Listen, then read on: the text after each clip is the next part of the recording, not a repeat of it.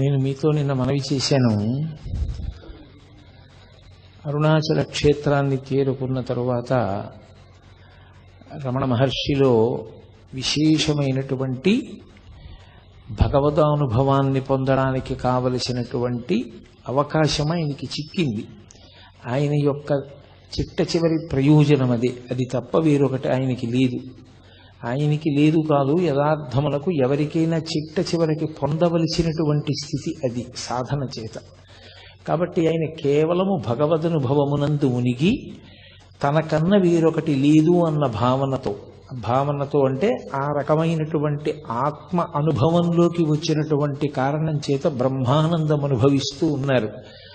దానివలన శరీరం ఎన్ని వైక్లభ్యములను పొందినప్పటికీ ఆయన దాని గురించి స్పృహ పొందలేదు.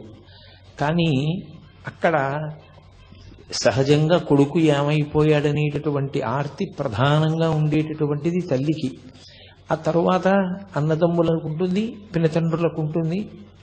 ఆ కారణం చేత పిల్లవాడు ఎందుకు వెళ్ళిపోయి ఉంటాడు అన్నది ప్రారంభమైంది. దాని గురించినటువంటి ప్రశ్న ఏదో ఎవరికి నోటికి వచ్చిన మాట వాళ్ళు చెప్పారు. ఎక్కడో బడిలో ఎవరైనా సరిగ్గా చదవట్లేదని దెబ్బలాడారేమో అన్నారు. 3 రూపాయలు పుచ్చుకుని వెళ్ళిపోయాడు. 3 రూపాయలతో ఏం చేస్తాడు, డబ్బు అయిపోయిన తర్వాత వాడే తిరిగి వస్తాడన్నారు. కాదు పిల్లవాడు ఏదో దారి తప్పాడు, ఎక్కడికో వెళ్ళిపోయాడన్నారు. ఎవరి నోటికి వచ్చిన మాట వాళ్ళు అన్నారు. అన్నగారు ఏమైనా అన్నాడేమో నాగస్వామి అన్నారు కొంతమంది. కాదు బాబయ్యే ఏమైనా అన్నాడేమో ఆ సుబ్బయ్యర్ గారని చెప్పి కొంతమంది అన్నారు. పినతల్లి ఏమైనా అందా అని కొంతమంది అన్నారు. ఎవరికి వచ్చిన మాట, ఎవరికి వచ్చిన ఊహ వాళ్ళు చెప్తూ వచ్చారు. చిట్ట చివరికి ఎవరో ఒక వార్త ప్రచారం చేశారు. తిరుచిరాపల్లిలో నాటకాలకు సంబంధించినటువంటి ఒక సంస్థలో ఈయన సభ్యుడిగా చేరిపోయాడు వెంకటరామన్ అని. వెంటనే పాపం తల్లికి ఆర్తి ఉంటుంది కదూ, అందుకని ఆవిడ ఆ పినతండ్రిని వెళ్ళమని అడిగింది. అప్పటికే సుబ్బయ్యర్ గారి శరీరం విడిచిపెట్టేశారు.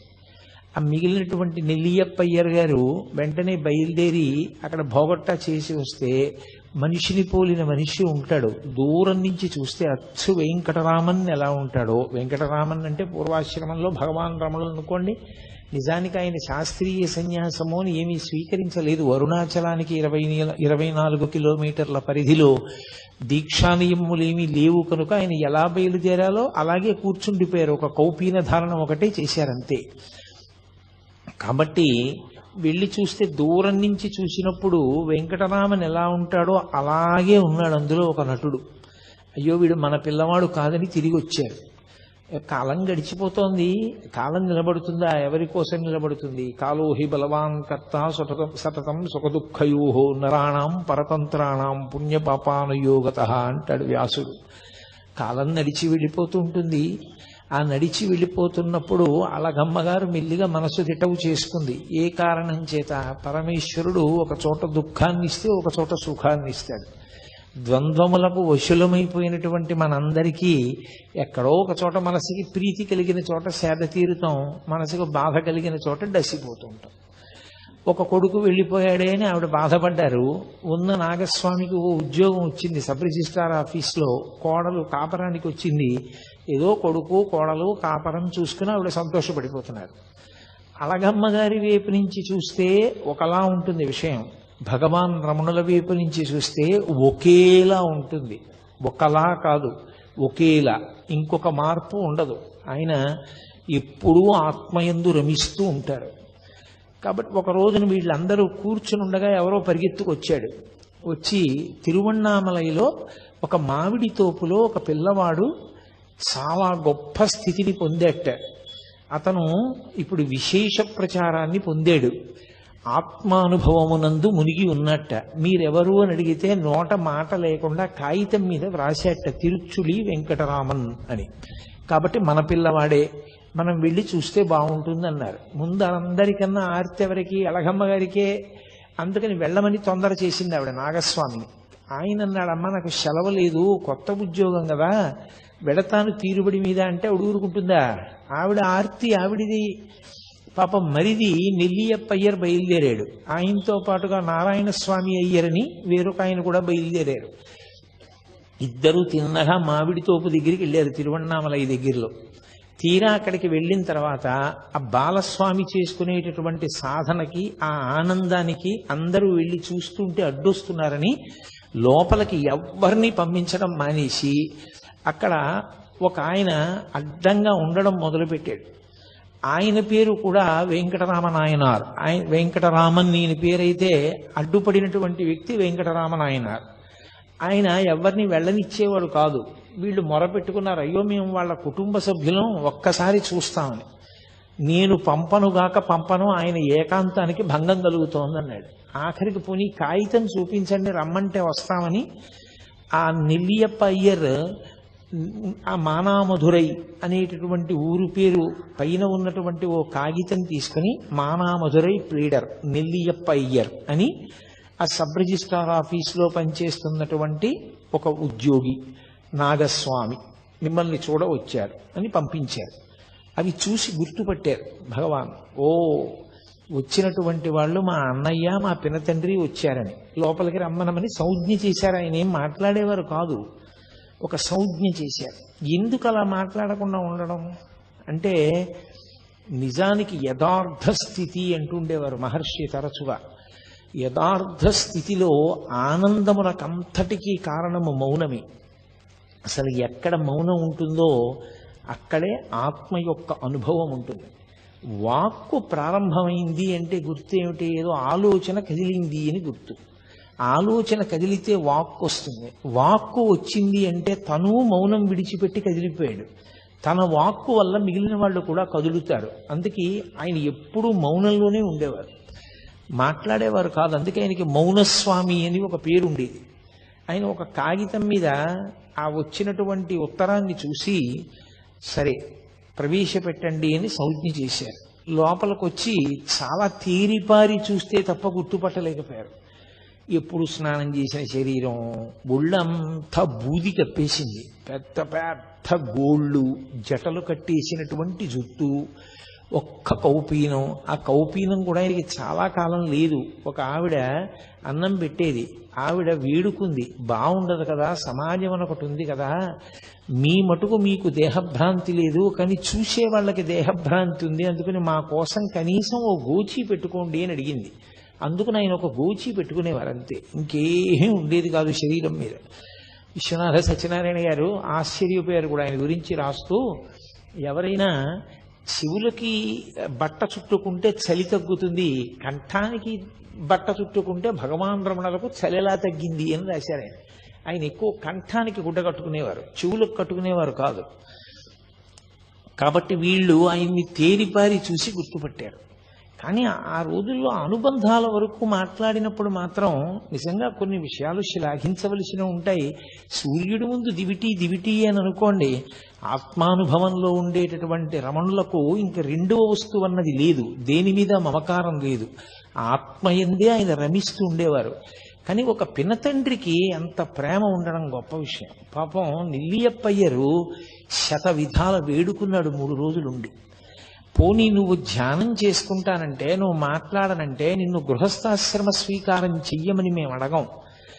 మా ఊళ్ళోనే ఒక సిద్ధుని సమాధి ఉంది, ఆ సమాధి దగ్గర నీకు ఒక పందిరి కట్టిస్తాను, అందులో కూర్చో, అందులో చేసుకో, ఇంటి నుంచి భోజనం పంపిస్తాం. కానీ కళ్ళ ముందు పిల్లవాడు ఇలా ఎక్కడో ఇలా మట్టి కొట్టుకుపోయి ఉంటే మాకు చాలా బాధగా ఉంది, నువ్వు వచ్చేయవలసింది అని 3 రోజుల పాటు అన్న, తమ్ముడు, అన్నగారు, పినతండ్రి గారు కలిసి విపరీతంగా ఏడుస్తూ ప్రాధేయపడ్డారు. అన్నీ వినేవారు. నిర్లిప్తుడు. ఆయన ఏ విధమైనటువంటి కదలిక ఉండేది కాదు, ముఖంలో కనీసం చిన్న మార్పు కూడా ఉండేది కాదు. అది కారణం ఏమిటి అంటే, ఇంకా ఆ మనసుకి సంగములు లేవు. వీడు మావాడు, వీడు పైవాడు, అసలు ఆ అనుబంధములు లేవు. ఆయనకున్న అనుబంధం అంతా ఒక్కటే, పరమేశ్వరుడు ఆత్మ. ఆ ఆత్మయే ఈశ్వరుడు, దాని యందు రమిస్తూ ఉండేవారు. అంత పూర్ణ వైరాగ్యము జ్ఞానము పక్కపక్కనే ప్రవహిస్తాయి. అది నోటి మాటలతో చెప్పినంత తేలిక విషయం కాదు. అది అనుభవించిన వాడికి, అంత వేదాంత స్థాయిని పొందినటువంటి మహాపురుషులకొక్కరికే అర్థమవుతుంది. రామకృష్ణ పరమహంస చెప్తుండేవారు, ఒక ఆయనకి ఒక్కడే కొడుకు, హఠాత్తుగా కొడుకు చచ్చిపోయాడు. చచ్చిపోతే తల్లి ఏడుస్తోంది. ఈయన వేదాంతి, ఈయన ఏమీ ఏడవట్లేదు.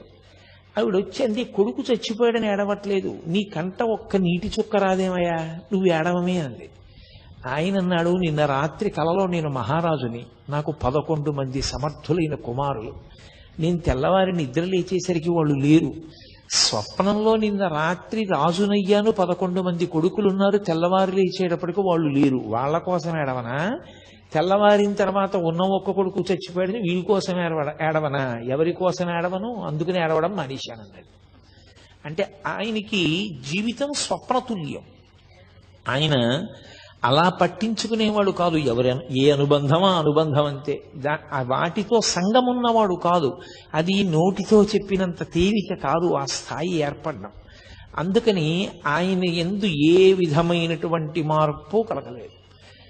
వాళ్లతో వచ్చినటువంటి నారాయణ స్వామి అయ్యర్ అనే వ్యక్తికి చాలా కోపం వచ్చింది. ఇంత బతిమాలుతున్నా ఈ పిల్లాడు రానంటున్నాడు, ఏమిట్రా అంత బతిమాలుతాడు, అంత చిక్కిపోయి ఉన్నాడు, వీడు మన్నేం చేస్తాడు, ముగ్గురం కలిసి సాయం పట్టి కట్టి పట్టుకుపోదాం రండని వెళ్ళి మీద పడి పట్టుకోపోయాడు. 4 అడుగులు వేసి ఆయన్ని దగ్గరికి వెళ్ళి పట్టుకుందాం అనుకునేసరికి ఒళ్ళంతా అగ్నిహోత్రం పెట్టినట్టు మంటలు వచ్చేసాయి. అప్పుడు అర్థమైంది ఆయన ఏ స్థాయిని పొంది ఉన్నారో. ఆయనను అలా బంధీకృతుణ్ణి చేయడం, ఆయన్ని తీసుకెళ్లడం సాధ్యం కాదు. ఆయన ఒక ఆత్మగా నిలబడి ఉన్నారు. సర్వదా ఆయన ఆ స్థాయిలో ఉన్న కారణం చేత పరమేశ్వర స్వరూపుడై ఉన్నాడు. ఆయన అభీష్టానికి వ్యతిరేకంగా చేయడం ఎవరికీ సాధ్యం కాదని మళ్ళీ ముగ్గురు కలిసి వెళ్ళిపోయారు. వెళ్ళిపోయి బాధపడుతూ అళగమ్మ గారికి చెప్పారు. పాపం అళగమ్మ గారు నన్ను ఒక్కసారి తీసుకెళ్ళమని వేడుకుంది. సరే వీలు వెంబడి తీసుకెళ్తానమ్మా అన్నాడు. అలా కొంతకాలం అయిపోయింది. అయిపోయిన తర్వాత ఆయన మిల్లిగా ఈ మామిడి తోపులోకి చాలా మంది జనం ఆయన దర్శనార్థం వచ్చేయడం మొదలుపెట్టారు. దానివల్ల చెట్ల కొమ్మలన్నీ విరిగిపోయి, కాయలన్నీ రాలిపోయి, వాటికి అలజడి కలుగుతోంది. మన వలన ఎవరికో ఇబ్బంది కలగడం ఎందుకని ఆయన ఆ ప్రదేశాన్ని విడిచిపెట్టి మెల్లిగా కొండ మీద విరూపాక్ష గుహకి చేరుకున్నారు. ప్రపంచం చాలా విచిత్రంగా ఉంటుంది. మీరు రమణ మహర్షి అనేటటువంటి ఒక తెర మీద ఒక చలనచిత్రాన్ని చూసినట్టు చూడొచ్చు. స్వార్థ స్వభావం ఉండేటటువంటి వ్యక్తులు ఎంత పవిత్ర జీవనం గడిపే వారి యొక్క జీవితంతో కూడా వ్యాపారం చేస్తారు. ఆ విరూపాక్ష గుహలో ఒక మహానుభావుడు పరమేశ్వరుడు గురించి తపస్సు చేసి ఈశ్వరానుగ్రహంతో బూది కుప్పగా మిగిలిపోయాడు ఆయన. ఆ విరూపాక్ష గుహని ఏదో కోర్టులో కేసు నడిచింది, ఆఖరికి ఒక మఠం నెగ్గింది. దాని ఏజెంట్ ఒకరిని నియమించారు ఆ గుహని చూడమని. మీలో ఎవరైనా విరూపాక్ష గుహ చూశారో లేదో నాకు తెలియదు. ఆ గుహకి ఒక ప్రత్యేకత ఉంది. అరుణాచల పర్వతం నుంచి గాలి వీసినప్పుడు ఆ గుహలోకి గాలి ప్రవేశిస్తే ఓంకారం వినపడుతుంది, ప్రణవం. అది చాలా గొప్ప గుహ ఆ అరుణాచలంలో. అటువంటి గుహలో రమణ మహర్షి కూర్చుని తపస్సు చేసుకుంటూ ఉండేవారు. తపస్సు అన్న మాటకి నేను మీతో 1కి 10 మార్లు చెప్పాను. ఆయన బ్రహ్మానంద అనుభవమే తప్ప తపస్సు అని అనడానికి ఏం లేదు. కాబట్టి ఆయన ఆ గుహలో ఉంటుండేవారు. చాలా మంది కొండ ఎక్కి గుహలో ఉన్న రమణుల దర్శనానికి వస్తుండేవారు. ఇతను మిల్లిగా ఏం చేశాడంటే, అది విరూపాక్ష గుహ చూడడానికి వస్తున్నారు అని పేరు పెట్టి టికెట్ పెట్టి డబ్బు వసూలు చేసుకోవడం మొదలుపెట్టాడు. చాలా మంది పాపం రమణ మహర్షిని చూడాలనుకున్న వారు డబ్బు కట్టి లోపలికి వెళ్ళి చూసి వస్తుండేవారు. ఇతనంతా ఏమని ప్రచారం చేశాడంటే, లోపల కూర్చున్న రమణుల గొప్ప కాదు, విరూపాక్ష గుహ గొప్ప, గుహ చూడ్డానికి వస్తున్నారనేవాడు. ఇది భగవాన్కి తెలిసింది. తెలిసి ఆయన మెల్లిగా దాని మించి దిగిపోయి వేరే ఎదురుగుండా ఉన్నటువంటి మామిడి చెట్టు గుహనో గుహ, ఆ చెట్టు తొర్ర ఉన్న గుహలోకి వెళ్ళిపోయారు. వెళ్ళిపోయినా ఇతను ఏం చేశాడంటే, రోడ్డు కింద మార్గంలో కాపు కాసి వెళ్ళేటటువంటి వాళ్ళందరి దగ్గర అక్కడే వసూలు చేసేసుకుంటూ ఉండేవాడు డబ్బు. అరేరే, నిష్కారణంగా నా కోసం వస్తున్న వాళ్ళందరూ ఇంత ఇబ్బంది పడి డబ్బు కట్టవలసి వస్తోందని అక్కడి నుంచి బయలుదేరి భగవాన్ కిందకి వెళ్ళిపోయారు. వెళ్ళిపోయి కొండ పాదంలో ఉండేటటువంటి అరుణగిరినాథర్ దేవాలయంలో కొంతకాలం ఉన్నారు. ఎంత విచిత్రంగా ఉంటుందంటే ప్రపంచం. ఆ తర్వాత ఏదో తప్పు తెలుసుకున్నాడు, పొరపాటు అయిపోయిందన్నాడు, విరూపాక్ష గుహలోనే ఉండమన్నాడు. మళ్ళీ రమణ మహర్షి విరూపాక్ష గుహలోకే వెళ్ళారు. ఒంటి మీద ఉన్న బట్ట మారిస్తేను, బట్ట రంగు మారిస్తేను లోపల ఉన్న బుద్ధులు ఎక్కడికి పోతాయి? బట్ట మారిస్తే బుద్ధి పోతుందా? బట్ట రంగు మారితే బుద్ధి పోతుందా? సన్యాసులమని పేరు చెప్పుకొని కాషాయం కట్టుకుని తిరిగేటటువంటి ప్రబుద్ధులు కొందరు అరుణాచల పర్వతం మీద ఉండేవారు ఆ రోజుల్లో. వాళ్ళకి రమణ మహర్షి మీద అపారమైనటువంటి కక్ష. ఎందుకని అంటే ఆయన వచ్చిన తరువాత అందరూ ఆయన దర్శనానికి వెడుతున్నారు అని. అందులో జటాస్వామి అని ఒక స్వామి ఉండేవాడు. ఆయన ఎవరైనా అరుణాచల పర్వతంలో ఏదైనా గుహలో ప్రవేశించి తపస్సు చేద్దామంటే ఆయన పైనుంచి ఎవరికీ కనపడకుండా రాళ్లు దొల్లిస్తూ ఉండేవాడు, పెద్ద పెద్దవి. అది చూసి బాబోయ్, ఇక్కడ ఈ కొండలో భూకంపాలు వస్తాయిలా ఉంది, ఇలా శిలలు దొల్లుతాయిలా ఉంది, ఎక్కడో మనం చూసుకోకపోతే వచ్చి నెత్తి మీద పడుతుందని కొండ దిగి వెళ్ళిపోయేవారు. ఎవరు కొండ మీద ఉండేవారు కాదు, ఆయన ఒక్కడే ఉండేవాడు. ఆయన ఒక సన్యాసి, ఆయన పేరు జటాస్వామి. ఎందుకు ఆయనకి ఆ పని అంటే దానికి అర్థం లేదు. అదొక స్వార్థం. అరుణాచల పర్వతం మీద తాను తప్ప ఎవరూ ఉండకూడదు. ఒకసారి రమణ మహర్షి రాళ్ళు ఎక్కడి నుంచి పడుతున్నాయో గమనించి అతని ఊహకు అందడానికి వీలు లేకుండా వేరొక వైపు నుంచి కొండ ఎక్కి అతను రాళ్లు దొల్లిస్తుంటే పట్టుకున్నారు. పట్టుకుంటే రాళ్లు దొల్లిస్తున్నవాడు రమణ మహర్షిని చూసి సిగ్గుపడాలి. అతను సిగ్గుపడలేదు. అరగంట సేపు నవ్వాడు. అరగంట సేపు నవ్వి పెద్ద వికటాట్టహాసం చేసి వెళ్ళిపోయాడు. కానీ మీరు ఒక్క విషయం గమనిస్తూ ఉండాలి. రమణులు ఉదాసీనులు. ఆయన పక్కన మీకు ఇటువంటి వ్యక్తులందరూ కనపడుతుంటారు. ఆయనకి దేనితో సంబంధం లేదు. వీడు ఇటువంటి వాడు, వాడు అటువంటి వాడు అన్న మాట ఆయన ఏమనరు.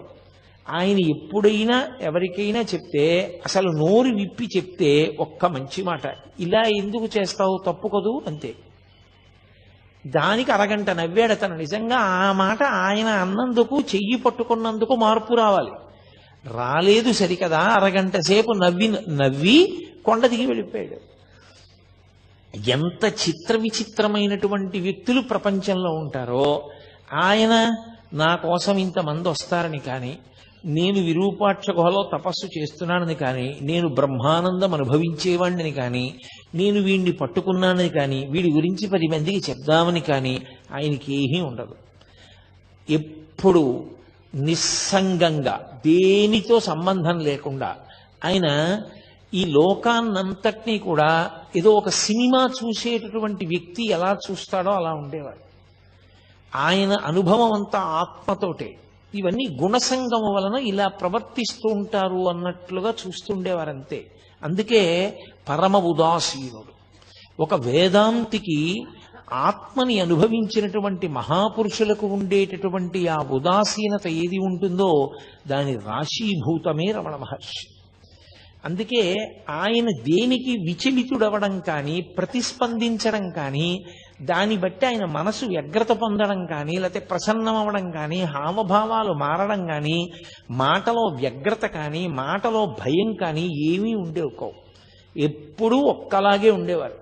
కానీ రకరకాల వ్యక్తులు మాత్రం ఆయనని గౌరవించిన వాళ్ళు ఉన్నారు, పూజించిన వాళ్ళు ఉన్నారు, నమస్కరించిన వాళ్ళు ఉన్నారు, మాట్లాడిన వాళ్ళు ఉన్నారు, పుస్తకాలు రాసిన వాళ్ళు ఉన్నారు, వాదన చేద్దామని వచ్చిన వాళ్ళు ఉన్నారు, ఆయన్ని తప్పు పట్టుకోవాలనుకున్న వాళ్ళు ఉన్నారు, ఆయన్ని గౌరవించాలనుకున్న వాళ్ళు ఉన్నారు, ఆయన పనికి మాలిన వాడిని నిరూపించాలని ప్రయత్నం చేసిన ధూర్తులు కూడా ఉన్నారు. ఆయన మాత్రం పరమ ఉదాసీనుడు. ఇవేవి ఆయన మనసులోకి ఎక్కవు. నిర్లిప్తంగా ఉంటారు. ఎప్పుడూ ఎవ్వరి మీద ఎక్కడ ఏ చాడీ చెప్పరు. చిత్రం ఏమిటంటే, అంతటి మహానుభావుడు ఆ గుహలో కూర్చుని ఉండగా బాలానంద స్వామి అని ఒక ఆయన బయలుదేరాడు అరుణాచల పర్వతం మీద. ఆయన కొండ ఎక్కి వచ్చే వాళ్ళందరితో మాట చెప్తుండేవాడు.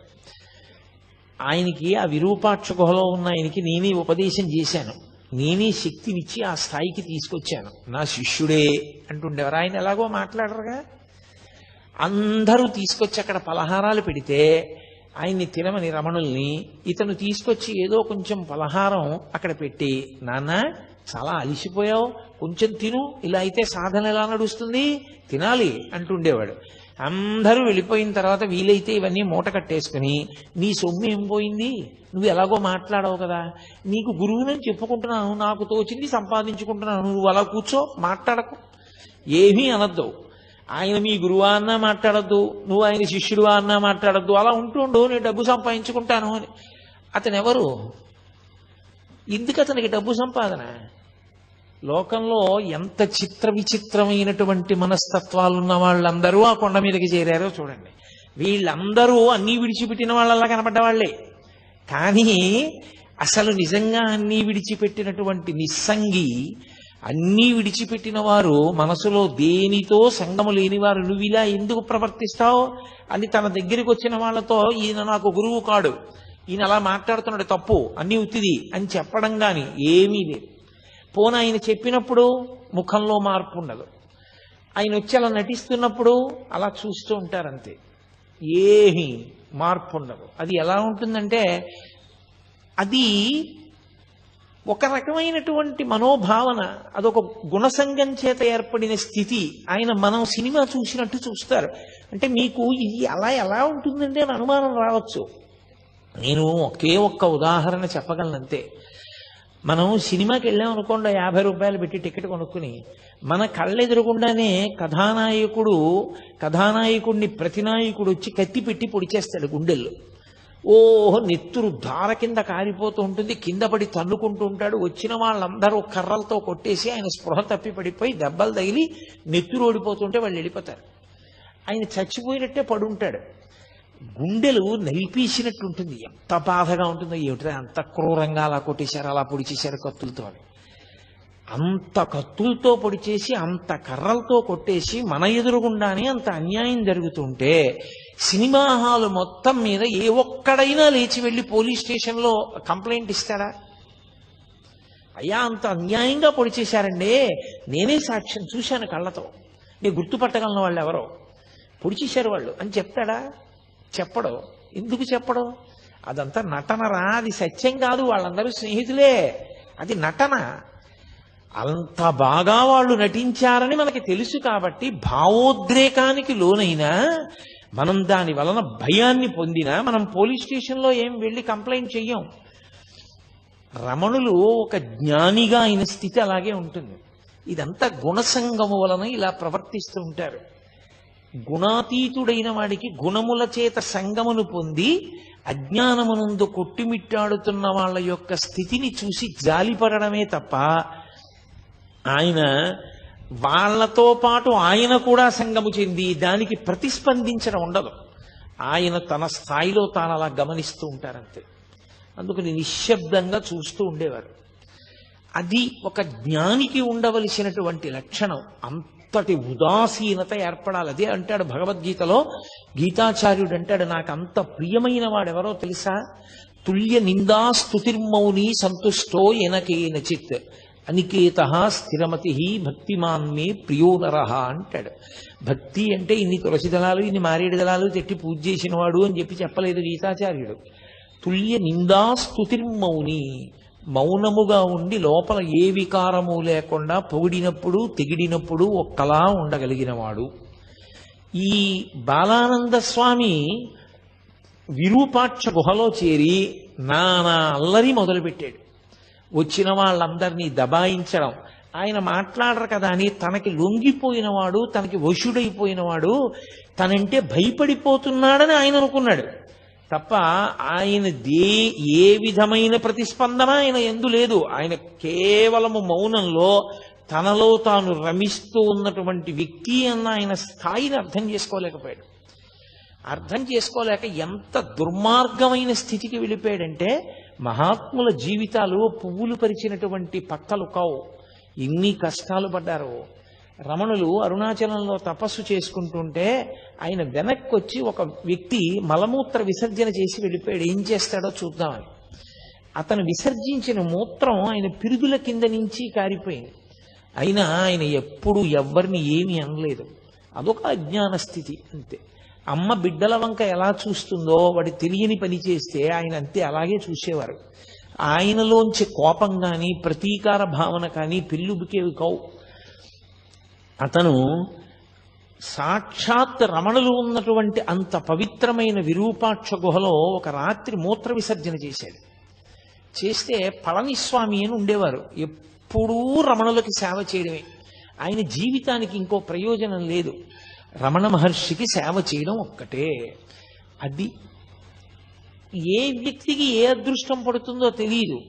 ఒకడు స్వామి అయ్యుండి, స్వామి అంటే తాను సన్యాసి అయ్యుండి రమణుల పట్ల అలా ప్రవర్తించాడు. ఒకడు ఆయన పట్ల అంత గౌరవభావంతో ఎనలేని సేవ చేసేవాడు. అతను అరుణాచలం వెళ్ళి ఆ తిరువణ్ణామలై ఊళ్ళో భిక్షాటనం చేసి తీసుకొచ్చి రమణ మహర్షికి పెట్టేవాడు. అప్పుడప్పుడు రమణ మహర్షి కూడా భిక్షాటన చేసేవారు. ఊళ్ళోకి వెళ్ళి భిక్షాటన చేసి వచ్చి అది ఏ పదార్థమో ఆయనకు అనవసరం. ఆ పదార్థం చేతిలో పడగానే నవ్వుకుంటూ దాన్ని నడుస్తూ తినేవారు. నడుస్తూ తినేసి కొండ మీదకి వచ్చి బండ మీద వెల్లకిలా పడుకునేవారు. జ్ఞాని యొక్క స్థితిని లెక్క పెట్టడం చాలా కష్టం. అలా ఎందుకుంటారండి, అలా ఎలా ఉంటారండి అని మీకు అనుమానం రావచ్చు. నేను ఒక్క విషయం, కొన్నింటి ఉపమానాలు కొన్నే చెప్పగలం. ఆ స్థాయిని యథార్థంగా చిత్రీకరించి చూపించడం చాలా కష్టం, ఎవరికీ సాధ్యం కాదు. ఎందుకంటే అది వాక్కులకు అందేటటువంటి విషయం కాదు. ప్రధానంగా ఆత్మ వాక్కుకు అందదు. ఆత్మస్థితి ఎందున్న యోగి కూడా వాక్కుకు అందడు. కానీ దాన్ని ఒక ఉదాహరణ చేత కొంత చెప్పే ప్రయత్నం చేయడం మాత్రమే చెయ్యవలసి ఉంటుంది. మీరు చూడండి, ఆయన నిలబడి నడుస్తూ కొద్దిగా అన్నం తినేసి వెళ్ళిపోయేవారు. కొందరు నింద చేసేవారు, కొందరు పని చేసుకోకూడదా ఏదైనా అనేవారు, కొందరు మహానుభావుడని అన్నం పెట్టేవారు. అన్నిటికీ ఒకటే చిరునవ్వు, ఆయనలో ఏ ప్రతిస్పందన ఉండేది కాదు. అలాగే నడిచి వెళ్ళిపోతూ ఉండేవారు, అలాగే కాస్త అన్నం తినేసేవారు, అలాగే ఉండేవారు, అలాగే కొండ మీదకి వెళ్ళిపోయేవారు. అది ఎలా ఉంటుంది అంటే, మీరు ఒక పసిపిల్లవాడిని పట్టుకుని వెళ్ళి వాడిని తిట్టండి, వాడు నవ్వుతాడు. వాడిని మీరు కొట్టండి, వాడికి బాధ కలిగిందని వాడు ఏడుస్తాడు. లేదా మీరు వాడిని పొగడండి, వాడు నవ్వుతాడు. వాడిని నింద చేసినా, మీరు నింద చేస్తూ మాట్లాడుతున్నా వాడు నవ్వుతూనే ఉంటాడు. వాణ్ణి మీరు పొగుడుతున్నా వాడు నవ్వుతూనే ఉంటాడు. వాడికి మీరు నిందిస్తున్నారని ప్రతిస్పందన ఉండదు, మీరు పొగుడుతున్నారని ప్రతిస్పందన ఉండదు. ఆ నింద కానీ పొగట్ట కానీ వాడి మనసు పుచ్చుకుంటే కదా అప్పటికి చేతకాని తనం. ఇంకా కానీ ఆయనది చేతనైన తనం అయ్యుండి పుచ్చుకోదు, మనసు పుచ్చుకోదు కనుక ఆయన ఒక నవ్వు నవ్వేస్తారు. పాపం అమాయకత్వం అనుకుంటారంతే. ఇక మరి భిక్షకెందుకు వెళ్ళడం అంటే, ఈ శరీరానికి ఓ వ్యాధి వచ్చిందనుకోండి, ఈ మోకాలు నిప్పెడుతోంది అనుకోండి, నాకు ఈ మోకాలు నిప్పెడితే ఏమంటే ఈ మోకాలు ఏమిటో చాలా నిప్పెడుతోంది, కూర్చోలేకపోతున్నాను పూర్వంలో ఉపన్యాసానికి, చాలా బాధ పెడుతోంది ఇది అని ఓ డాక్టర్ దగ్గరికి వెళ్ళాను అనుకోండి. ఆ డాక్టర్ గారు ఏదో నాకు ఔషధిని ఇచ్చి ఇది తాగవయా అన్నారు. ఆ ఔషధం చాలా చేదుగా ఉంది, అది ఓ పూట వేసుకుంటున్నాను. ఏదో ట్యాబ్లెట్ ఇచ్చి చప్పరించన్నారు, అది చాలా తీయగా ఉంది. ట్యాబ్లెట్ చాలా తీయగా ఉంది కదా అని రోజుకు ఒకటి చప్పరించమంటే 10 చప్పరిస్తానా? అది ఒక్కటి చప్పరించమన్నాడు, ఒకటే చప్పరిస్తాను. ఇంకొక ఔషధం చేదుగా ఉంది, బా తాగడానికి అసహ్యంగా ఉంది, కానీ మానేస్తానా? తాగుతాను. జ్ఞాని దృష్టిలో ఆకలి ఈ శరీరానికి ఒక రోగం. మందు వేసుకునేటప్పుడు మందుకి రుచి ఎలా చూడరో, ఈ శరీరానికి ఒక వ్యాధి ఆకలి. ఈ ఆకలి తీరడానికి, జబ్బు తగ్గడానికి ఔషధం పడేసినట్టు ఆకలి అన్న వ్యాధి తీరడానికి పదార్థం పడేస్తాడు. అందుకే పిచ్చివాడంటాడు. ఎందుకని అంటే, మనమైతే ఏం చేస్తామంటే రుచి కొరకు తింటాం. అన్నం, కాస్త పప్పు, కొంచెం నెయ్యి, అదంతా కలుపుకొని ఎంతో శుభ్రంగా కాస్త నంచుకుని మనం తింటాం. ఆయనకి అలా ఉండదు. ఆయన చేతిలో ఏది పడి, మినప్పొట్టు కొంచెం పడేసిందో తల్లి, తినేశారంతే.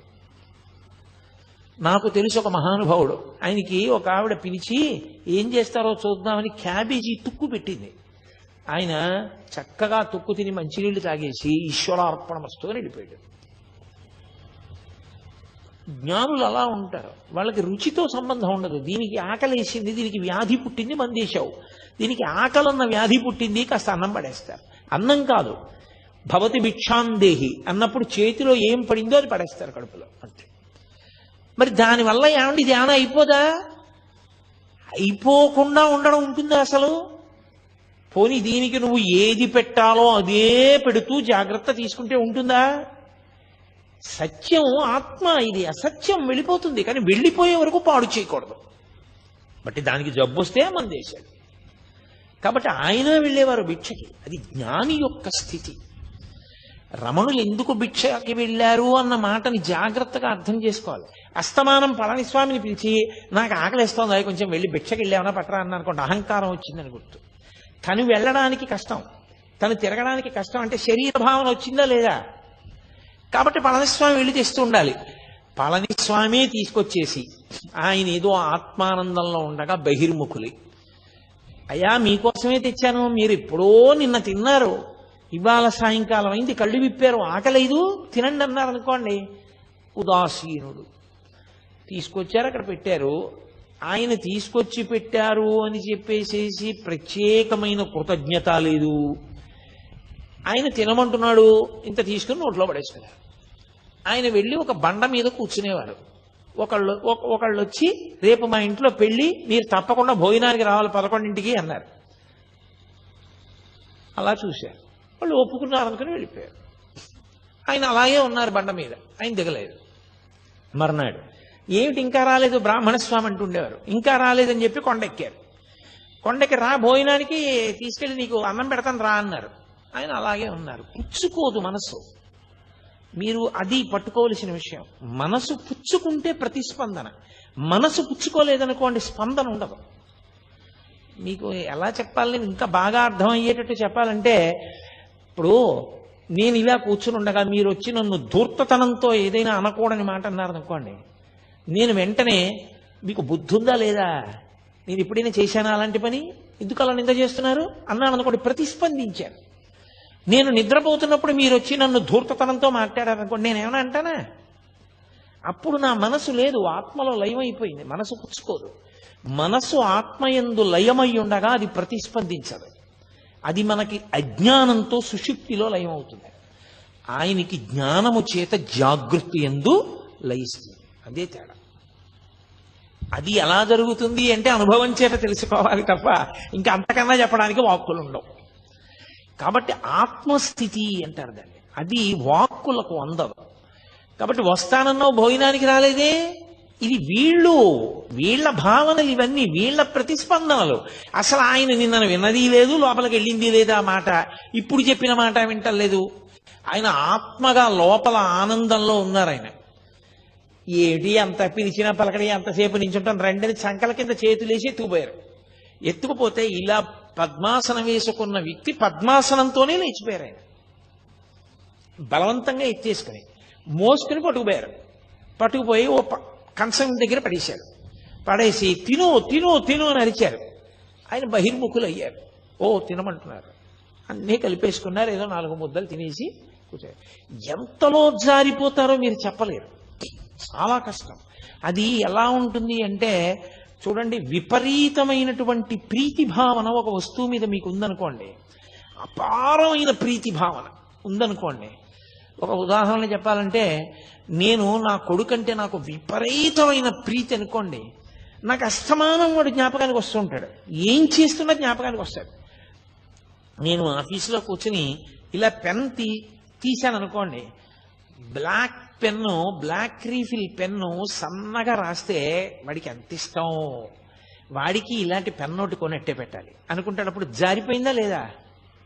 జారిపోయింది. కాసేపు ప్రీతి ఎక్కడుందో అక్కడికి జారుతుంది మనస్సు. ఆ మనసు అసలు పైకి ఉండడం దానికి ఇష్టం లేదనుకోండి, ఇంకా ఆ స్థితిని పొందేసింది అనుకోండి, అది ఆనందాన్ని తడువుకుంటూ ఆత్మలోకి జారిపోతుంటుంది. అందుకని ప్రతిస్పందనలు ఉండవు యోగికి. తప్ప జడమై కాదు, ఆత్మగా నిలిచి ఉన్నాడు కాబట్టి ప్రతిస్పందన పొందడు. అందుకే కరుస్తున్నా తెలియదు, చీమలు కుడుతున్నా తెలియదు, తేళ్లు కుడుతున్నా తెలియదు, ఒకరు నిందిస్తున్నా తెలియదు. ఒకవేళ నిజంగా ఆయన బాహ్యంలో ఉన్నారనుకోండి, ఉన్నా నేను ఇందాక చెప్పానే, ఆ స్థితికి ఎదిగిపోయిన వ్యక్తి అవతల వారి అజ్ఞానాన్ని మన్నించేస్తాడు. పాపం ఏం తెలుసు, గుణసంగాన్ని పొందాడు, ద్వంద్వముల యందు ఉంటాడు. కాసేపు సుఖం అంటాడు, కాసేపు దుఃఖం అంటాడు, కాసేపు ప్రీతి అంటాడు, కాసేపు అప్రీతి అంటాడు, కాసేపు కామం అంటాడు, కాసేపు క్రోధం అంటాడు. ఏమిటో అలా తిరుగుతుంటాడు. కానీ వాడికి ఏం తెలుసు పాపం, స్థిరంగా నిల్చోవడం వాడికి చేత కాదు కదా అని జాలితో, మన మీద కారుణ్యంతో వారు అలాగే చూస్తారు తప్ప ప్రతిస్పందించారు. నిజంగా వాళ్ళు ప్రతిస్పందించడం మొదలు పెడితే మీరు ఒకటి లెక్కలోకి తీసుకోండి, మనవన్నీ అపరాధములే అవుతాయి. మనవన్నీ అపరాధములే. అప్పుడు వాళ్ళు ఎంతమందికి ఎన్ని శాపాలు ఇవ్వాల్సి ఉంటుంది? ఇవ్వలేరు. భగవంతుడు మన యొక్క దోషములను ఎలా మన్నిస్తాడో, బ్రహ్మవిద్ బ్రహ్మైవ భవతి అని బ్రహ్మమును తెలుసుకుని బ్రహ్మమైన వ్యక్తి కూడా దోషములను అలా మన్నించగలుగుతాడు. అందుకే మీరు చూడండి, భగవద్భక్తుల యొక్క హృదయం కన్న తల్లి హృదయంలా ఉంటుంది. వాళ్ళు సాధారణంగా ఎంత దోషం చేసిన వాడైనా క్షంతవ్యూహం అన్నాడు అనుకోండి, క్షమించేస్తారు. ఎంత తప్పు పని చేయనివ్వండి, దాన్ని మనసులో పెట్టుకోరు. దాని గురించి 10 మాటలు మాట్లాడే లక్షణం ఉండదు. ఎవరో జ్ఞాపకం చేస్తే జ్ఞాపకానికి రావాలేమో కానీ, లేకపోతే దాని పెద్ద మనసులో స్థానం ఉండదు, విడిచిపెట్టేస్తారు. వాళ్ళు మారాలను ఒక కోరిక పెట్టేస్తారు తప్ప, ఇలా అన్నాడు అలా అన్నాడు, లేకపోతే ఇలా చేశాడు అలా చేశాడు, దాన్ని పీక్కుంటూ ఉండడం, తవ్వుకుంటూ ఉండడం అలా ఉండదు.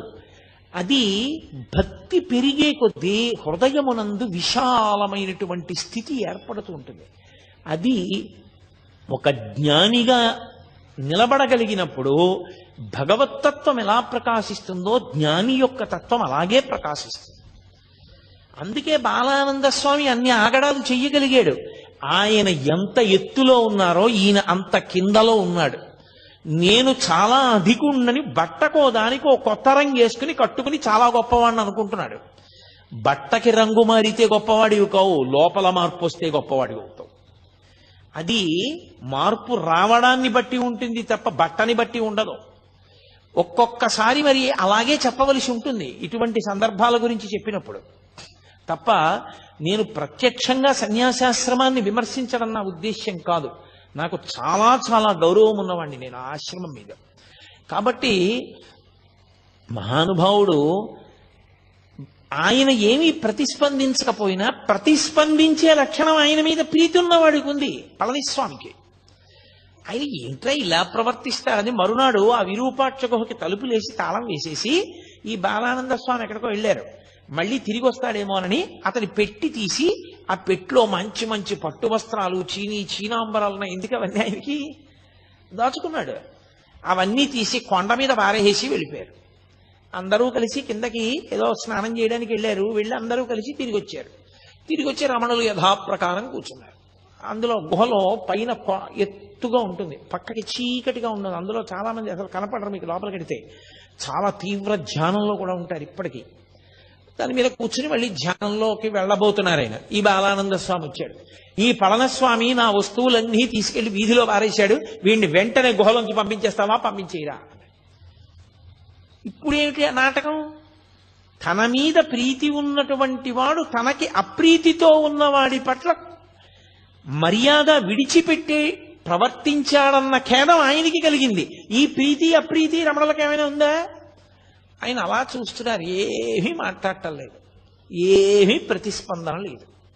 అది అసంగత్వము అన్న మాటకు అర్థం. అది సత్సంగత్వే నిస్సంగత్వం అంటారు శంకరాచార్యులు వారు. అది నిస్సంగ బుద్ధి అంటే దేని మీద సంగం లేదు. ఆయన అలా చూస్తున్నారు. ఇంత నేను నోరు కొట్టుకుని అరిచినా నువ్వు పళనిస్వామిని పంపించలేదని రమణ మహర్షి దగ్గరికి వచ్చి ఆయన మొహం మీద ఉమ్మేశాడు. ఆయన అలాగే చూస్తున్నారు. మొహం నిండా ఉమ్ములేశాడు. ఆయన అలాగే చూశారు. ఏం చేస్తాడు ఇంకంతకన్నా? నీకు బుద్ధి లేదన్నాడు, వెళ్ళిపోయాడు. నేను అసలు ఈ కొండ మీద ఉండను, నువ్వు ఏమనుకుంటున్నావో, నేను లేకపోతే నీకు గౌరవం ఉందనుకుంటున్నావా? నా శిష్యుణ్ణని చెప్పాను కాబట్టి వస్తున్నారు నలుగురును అంటే, నలుగురు రాకపోతే ఆయన బెంగపెట్టుకుంటాడని ఆయన ఉద్దేశం. అసలు నిజమైనటువంటి భక్తుడు మనుష్యులకు ఎంత దూరంగా ఉందామా, ఎంత ప్రశాంతంగా ఉందామా అని వెంపర్లాడతారు. భక్తిని అడ్డుపెట్టి పబ్లిసిటీలు కోరుకునే వాళ్ళు ఉంటారు. వాళ్ళు ఎంతమంది రావాలని కోరుకునేవాళ్ళు తప్ప, నిజంగా భక్తితో ఉండాలనుకునేవాడు మౌనంగానో, గ్రంథపఠనం చేసుకుంటూనో, జపం చేసుకుంటూనో గడపాలి. ఏకాంతంగా ఉండాలని అభిలషిస్తాడు తప్ప ఆయనకి ఇంకొక కోరిక ఉండదు. అందుకే మీరు ఎప్పుడైనా గమనించండి, ఆ ఏకాంతంగా ఉండడానికి వాళ్ళకి రాజసౌధాలు అక్కర్లేదు, వాళ్ళకి ఏం అక్కర్లేదు. ఎవ్వరూ రాకుండా వడ్ల బస్తాలు పారేసే గది ఇచ్చి ఆ గదిలో కుర్చీ వేసి ఇక్కడ కూర్చొని చదువుకోవడం, లైట్ వేసి తలిపేసి వెళ్ళిపోయారనుకోండి, వాళ్ళు అందులో హాయిగా కూర్చుంటారు. వాళ్ళకి కావలసింది ఏకాంతం తప్ప సౌకర్యములతోడి ఏకాంతం కాదు. అది ఆయన స్థితి, రమణులది. 10 మంది రాకపోతే బెంగ పెట్టుకుంటారా ఆయన అనుకుంటున్నాడు బాలానంద స్వామి. ఇది ఈయన స్థితి. ఎంత భేదం చూడండి. ఒక్క రమణ మహర్షి యొక్క జీవితాన్ని పరిశీలనం చేస్తే ఆత్మస్థితిని పొందినటువంటి యోగి ఎన్ని కష్టాలు అనుభవించవలసి ఉంటుందో ఆయన అర్థం చేసుకోలేని వాళ్ళు ఎంతమంది చుట్టూ చేరుతారో గమనిస్తే అది ఎంత కష్టమో. అసలు అలా నిలబడడం ఎంత కష్టపడి నిలబెట్టుకోవలసి ఉంటుంది. ఎందుకని ఎక్కడైనా ప్రతిస్పందించారనుకోండి, నోటి వెంట ఏదైనా అన్నారో అయిపోతుందంటే ఆ మాట పోయిందంటే తపస్సంతా భగ్నమైపోయింది. అలా కానీ రాగద్వేషములకు వశులయ్యారా మళ్ళీ పునర్జన్మల్లో పెడతారు. అందుకని ఎప్పుడూ ఆ స్థాయిలోనే నిలబడి ఉంటారు వాళ్ళు. ఉమ్ములేశాడు, వెళ్ళిపోయాడు, కిందకి వెళ్ళాడు, ఏదో రైలు ఎక్కాడు, వెళ్ళిపోతున్నాడు. ఈ కోపం మీద ఉన్నాడు కదూ, కోపానికి ఓ లక్షణం ఉంటుంది. అది ఎక్కడ నుంచో వస్తుందనుకుంటే తప్పు. కోపం వచ్చింది అంటారు. కోపం వచ్చింది అంటే ఎక్కడి నుంచో వచ్చి ఉండాలి. ఇప్పుడు కోటేశ్వరారు సభకు వచ్చారు అంటే ఎక్కడి నుంచో వచ్చాను నేను ఈ సభకి. కోపం వచ్చింది అంటారు. కోపం బయట నుంచి లోపలికి రాదు, ఇక్కడే ఉంటుంది. ఉండేది అవకాశం కోసం ఎదురు చూస్తుంటుంది. అవకాశం వచ్చినప్పుడు పైకి లేచిందా అది క్రోధమూర్ఛిత అంటుంటారు వాల్మీకి మహర్షి. వశుణ్ణి చేసుకుంటుంది. అందుకే క్రోధం ఆవహిస్తే ఉండే లక్షణం ఏమిటో తెలుసా? మొట్టమొదటి లక్షణం, నాలుక మీద అదుపు పోతుంది. మీరు ఏం మాట్లాడుతున్నారన్న దాని మీద అదుపు ఏమీ ఉండదు. ఇంకా అదుపు లేని మాట నోటి వెంట వస్తుంది. ఆలోచన చనిపోతుంది. అదుపు లేనంత వేగంతో నోటి వెంట మాటలు వస్తాయి. బాగా ప్రశాంతంగా ఉంటే విశేషమైన అదుపులో వాక్ ఉంటుంది. తక్కెట్లో పెట్టి ఆలోచించి మాట మాట్లాడతాడు. అంత ప్రశాంతంగా ఉంటాడు. ప్రశాంతతకి పూర్తి విరుద్ధం క్రోధం.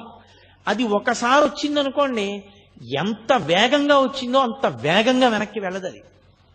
అది పట్టుకుని ఉంటుంది, చాలాసేపు పట్టుకుని ఊపుతుంది. దానికి ఆ లక్షణం ఉంటుంది. అందుకే మీరు చూడండి, ఎవరి మీదో చాలా కోప్పడి చాలా దెబ్బలాడి వెళ్ళిపోతున్నాడు అనుకోండి, మోటార్ సైకిల్ మీద వెళ్ళిపోతుంటే స్పీడ్గా వెళ్ళిపోతూ ఇలా ఇలా అనుకుంటూ తనలో తానే ఏదో ఇలా అనేసుకుంటుంటాడు. అంటే అలా అంటాడా నన్ను, నేను ఇలా అనవలసింది, వాడికి సిగ్గు లేదు, నేను ఇలా అన్నాను, ఇంకా ఇలా కూడా అనవలసింది అని ఇంకా ఇంకా తను ఎవరితో దెబ్బలాడాడో వాడు తను ఎదురుగుండా ఉన్నాడు అనుకుని మనసులో ఊగిపోతుంటాడు ఆ క్రోధంతో.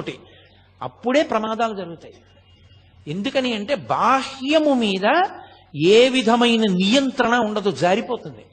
అది సమస్త ఉపద్రవములకు కారణం. అందుకే తన కోపమే తన శత్రువు, తన శాంతమే తనకు రక్షదయ చుట్టంబౌ అని చిన్నతనంలో నేర్పుతారు. క్రోధ క్రోధకృత్కర్త విశ్వబాహుర్ మహీధర అని విష్ణు సహస్రం. కాబట్టి ఆయన రైలు ఎక్కాడు బాలానంద స్వామి. ఎవరో అక్కడ కొంతమంది పిల్లలు కూర్చుని ఉన్నారు. ఆ కోపంతో అహంకారము క్రోధము రెండూ ఒకదాంతో ఒకటి కలిశాయనుకోండి, ఇక మీరు వాడిని పట్టుకోలేరు. ఇక వాడు ఎవరి మాట వినడం. నేనింత వాణ్ణి అని కోపం వచ్చిందనుకోండి, ఆ తర్వాత మాట్లాడేటప్పుడు కూడా వీడంతా పనికి మాలినవాడు, వీడన్నా వినాలి కదా నా మాట అంటాడు.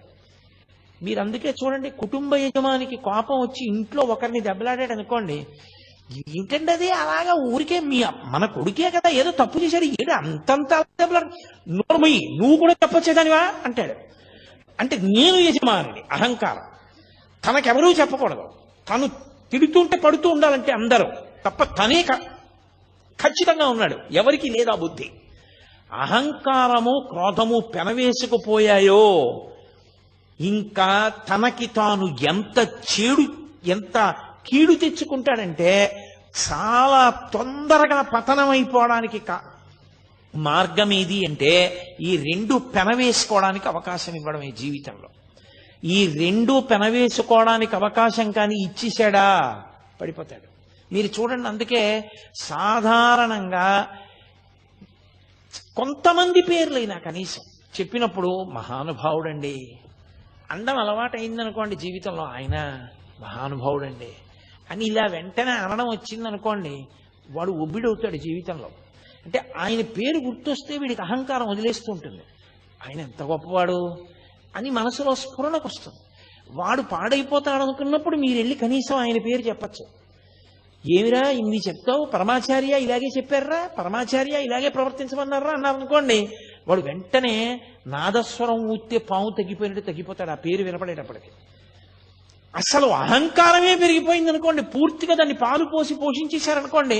మీరు అందుకే కొంతమంది వ్యక్తుల్ని చూడండి, ఎవరి పేరు చెప్పండి ఏకవచన ప్రయోగం వాడా అంటాడంతే. అంటే ఆయన ఉద్దేశ్యం ఏంటంటే తనకన్నా గొప్పవాడు ఎవరూ లేడు, ఎవరి గురించైనా తానే చెప్పగలడు. అందరిలోనూ దోషములే చూస్తాడు, ఎవరి యందు ఏ గొప్ప గుణాన్ని చూడలేడు. అది ప్రమాదకరమైన లక్షణం. మీరు ఏ ఆశ్రమంలో ఉన్నారన్న దాంతో సంబంధం ఉండదు, మీరు ఎంత సంస్కరించుకున్నారన్న దాంతో మీ గౌరవం, మీరు ఉన్న చోట శాంతి నిలబడి ఉంటాయి. అది లేని నాడు అటువంటి వ్యక్తిని మీరు ఎక్కడికి తీసుకెళ్లి పెట్టండి, అశాంతే తప్ప శాంతి నిలబడదు. అది రమణ మహర్షిని అడ్డుపెట్టి పరిశీలనం చేసినప్పుడు రమణ తత్వం ఎంత శాంతికారకమో ఆయన పక్కన పెట్టి చూసినప్పుడు ఇవన్నీ అంత అశాంతికారకములు. ఆ పిల్లల్ని పట్టుకొని ధూర్తతనంగా మాట్లాడాడు. రైల్లో ఎక్కిన తర్వాత ఇతనెవరో వాళ్ళకేం తెలుసు, వాళ్ళెవరో ఇతనికేం తెలుసు, నేనింత గొప్పవాడిని నేను అనుకుంటున్నాను, కానీ వాడికి ఎలా తెలుస్తుంది నేను గొప్పవాడినో కాదో? తెలియదు కదా. అలా అనుకోవడానికి అవకాశం ఎక్కడ ఉంటుంది? అలా అనుకోకూడదు. అలా అనుకుంటే అసలు నువ్వు జీవితంలో ఇవ్వడలేవు. ఇవాళ రాత్రి సన్మానమైంది, 150 పూలదండలు వేశారు. రేపు పొద్దున నీ కర్మకాలి రిజర్వేషన్ లేకుండా ప్రయాణం చేయాల్సి వచ్చింది. నువ్వు జనరల్ కంపార్ట్మెంట్ లో అవసరమైతే మరుగుదొడ్డి దగ్గర నిలబడాలంతే. నిన్ననే నాకు దండలేశారు, ఏమిటిది అందరూ నా మీద ఇలా పడిపోవడం, నాకు లేచి సీటు ఇవ్వద్దా అంటే అందరూ కలిపి నేను భోగిలోంచి కిందకి దోహేస్తారు. దీపో ఈ ఊళ్ళో నువ్వు ఎక్క రైలు అని. ఇక అంత గొప్పవాడు అయితే కారు ఎక్కవా, అంతేగాని ఏమిటి నువ్వు ఎక్కితే సీట్ ఎందుకు ఇస్తాను నీకంటారు. నువ్వు నీకు నేనింతవాణ్ణి అనుకున్నప్పుడు నువ్వు ఇమడలేవు. నువ్వు ఎక్కడున్నావో తెలుసుకోవడం నీకు అలవాటైన నాడు మహామహులంతటి వారు అవకాశం, సందర్భము, సమయం కలిసి రానప్పుడు సమయానికి అనుగుణంగా అలా ప్రవర్తించారు. రామచంద్ర ప్రభు అంతటి వాడు 14 ఏళ్ల అరణ్యవాసం చేశాడు. నేనెంతటి వాణ్ణి? అవసరం అలా వచ్చింది, పూర్వజన్మ కర్మక్షయం ఇలా అయిపోతుంది. కాబట్టి ఇప్పుడు ఈ కష్టం ఏమిటో, ఇది ఎలా ఉంటుందో, ఇంతమందితో కలిసి నిలబడి వెళ్ళడం ఇదో అనుభూతి. పరమేశ్వరానుగ్రహం ఉత్తప్పుడు కుదురుతుందా? వస్తుంటే తప్పుకోండి అంటారు. ఎంత సంతోషంగా ఉంది ఇవాళ అనుకుని నించున్నాడు అనుకోండి, ప్రశాంతంగా ఉంటుంది. నిన్ను పరిశీలించుకోవడంలో నీకు శాంతి, ఇతరులకు శాంతి. అది నీకు రాకపోగానే ప్రమాదం. కోపం రావడం తప్పు కాదు, కోపం రావాలి. దేనికి రావాలో తెలుసా?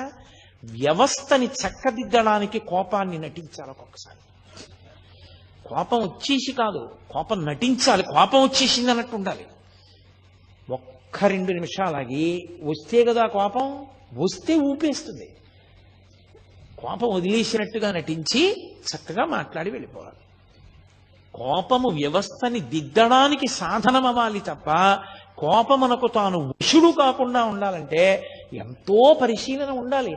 అది మహానుభావులకు ఉంటుంది. వేషాలు కడితే ఎక్కడి నుంచి వస్తుంది? అందుకని ఆయన రైల్లోకి వెళ్ళాడు, ఆ పిల్లలతోటి దెబ్బలాట పెట్టుకున్నాడు. నా అంతటి వాణ్ణి చెప్తుంటే బుద్ధి లేదా, నీ చెప్పిన పని చెయ్యొద్దా అన్నాడు. ఆ పెట్టేదో తీయమన్నాడు, వాళ్ళు తీయలేదు.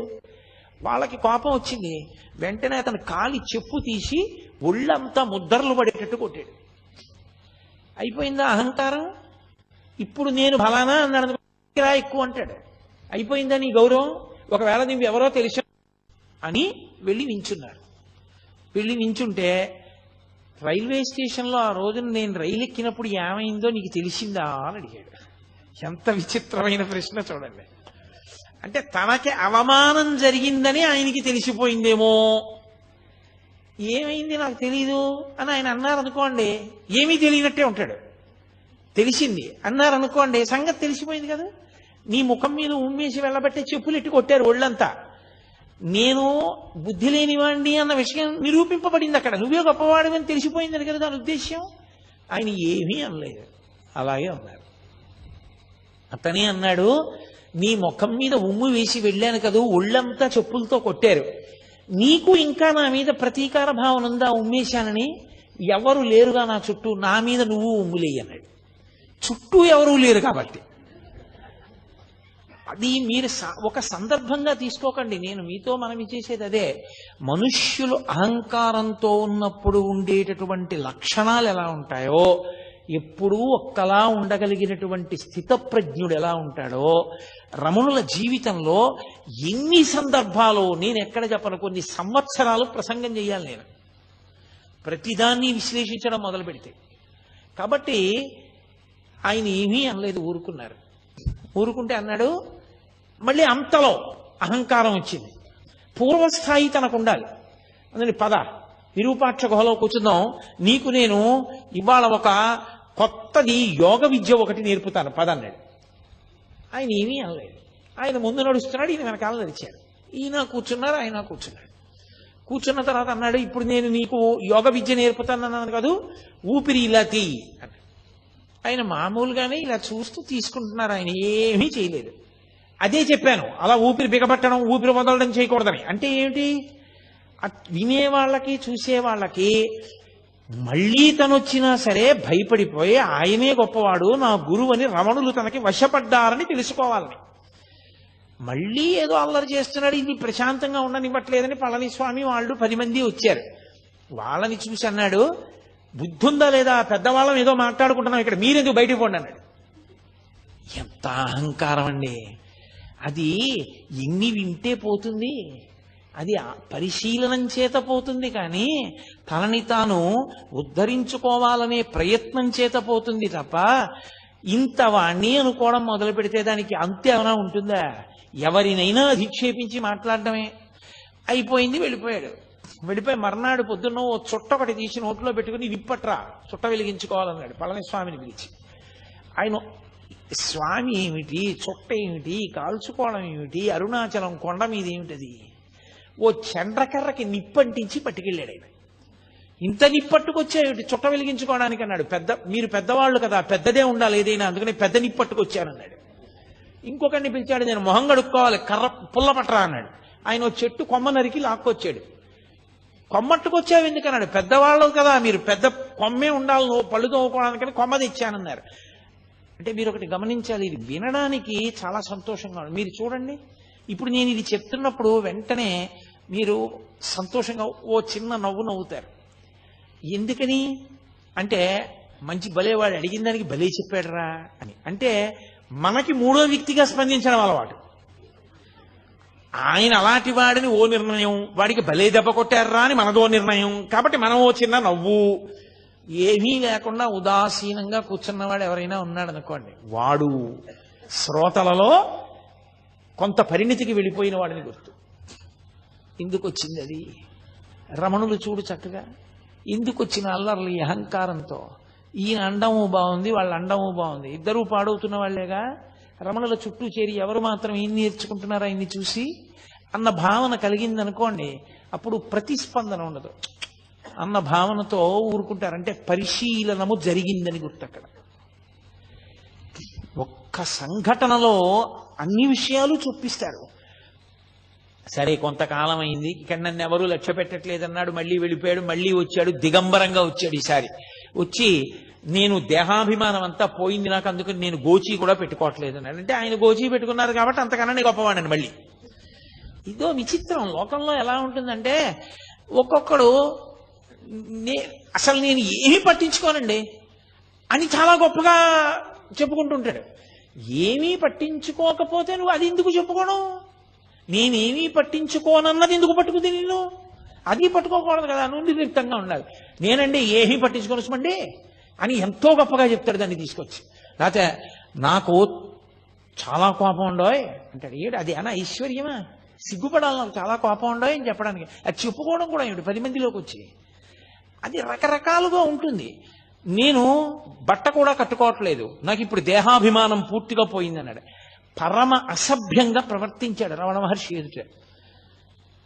ఏమైందో, పరమేశ్వర శాసనం ఏమైందో, అతను ఇక అరుణాచల పర్వతం మీదకి ఎక్కలేదు, వెళ్ళిపోయాడు ఆ పోక. పరమేశ్వరుడు ఇచ్చగించలేదని మనం అనుకోవాలి. ఇక వీడికి ఎంత సంఘం ఇచ్చినా వీడు మారడనుకుని ఉంటాడు ఈశ్వరుడు. ఈయన ముందు ఎందుకు ఇది, ఈ అల్లరంతా ఎందుకు అనుకుని ఉంటాడు. దానివల్ల రమణులలో ఏదో ఉద్వేగం వస్తుంది, రమణులకు ఏదో బాధ కలుగుతుందని కాదు, ఇక అతను రావడం మానేశాడు. ఇంకొకడు బయలుదేరాడు వచ్చి, నీకు నేను దత్తాత్రేయ మంత్రాన్ని ఉపదేశం చెయ్యాలనుకుంటున్నానన్నాడు. ఆయన ఏమీ అనలేదు, అలా చూస్తున్నారు. నిన్న రాత్రి నాకు దత్తాత్రేయుల వారు కనబడ్డారు, నీకెళ్ళి మంత్రం చెప్పమన్నారు, అందుకు వచ్చాను, ఉపదేశం చేస్తాను రా అన్నాడు. ఆయన అలా చూస్తున్నారు. ఏ కష్టంగా ఉంటుంది మంత్రం అనుకుంటున్నావా? చిన్నదే, పెద్ద కష్టమేం కాదు, చెప్తాను, ఆ మంత్రం జపం చేయి అన్నారు.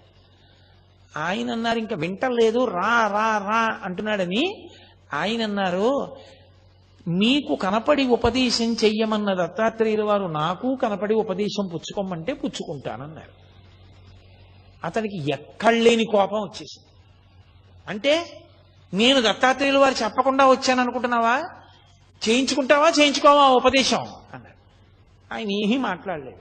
నీకేం కీర్తి ప్రతిష్టలు ఉండవు, నువ్వు ఏమి గౌరవం లేనివాడివి అయిపోతావు అని చెప్పి అతని దగ్గరికి ఎందుకు వెడతారు? అతనికి ఏం తెలియదు, అతనికి మంత్రోపాసన కూడా లేదని చెప్పి వచ్చిన వాళ్ళందరికీ ప్రచారం చేసేవాడు.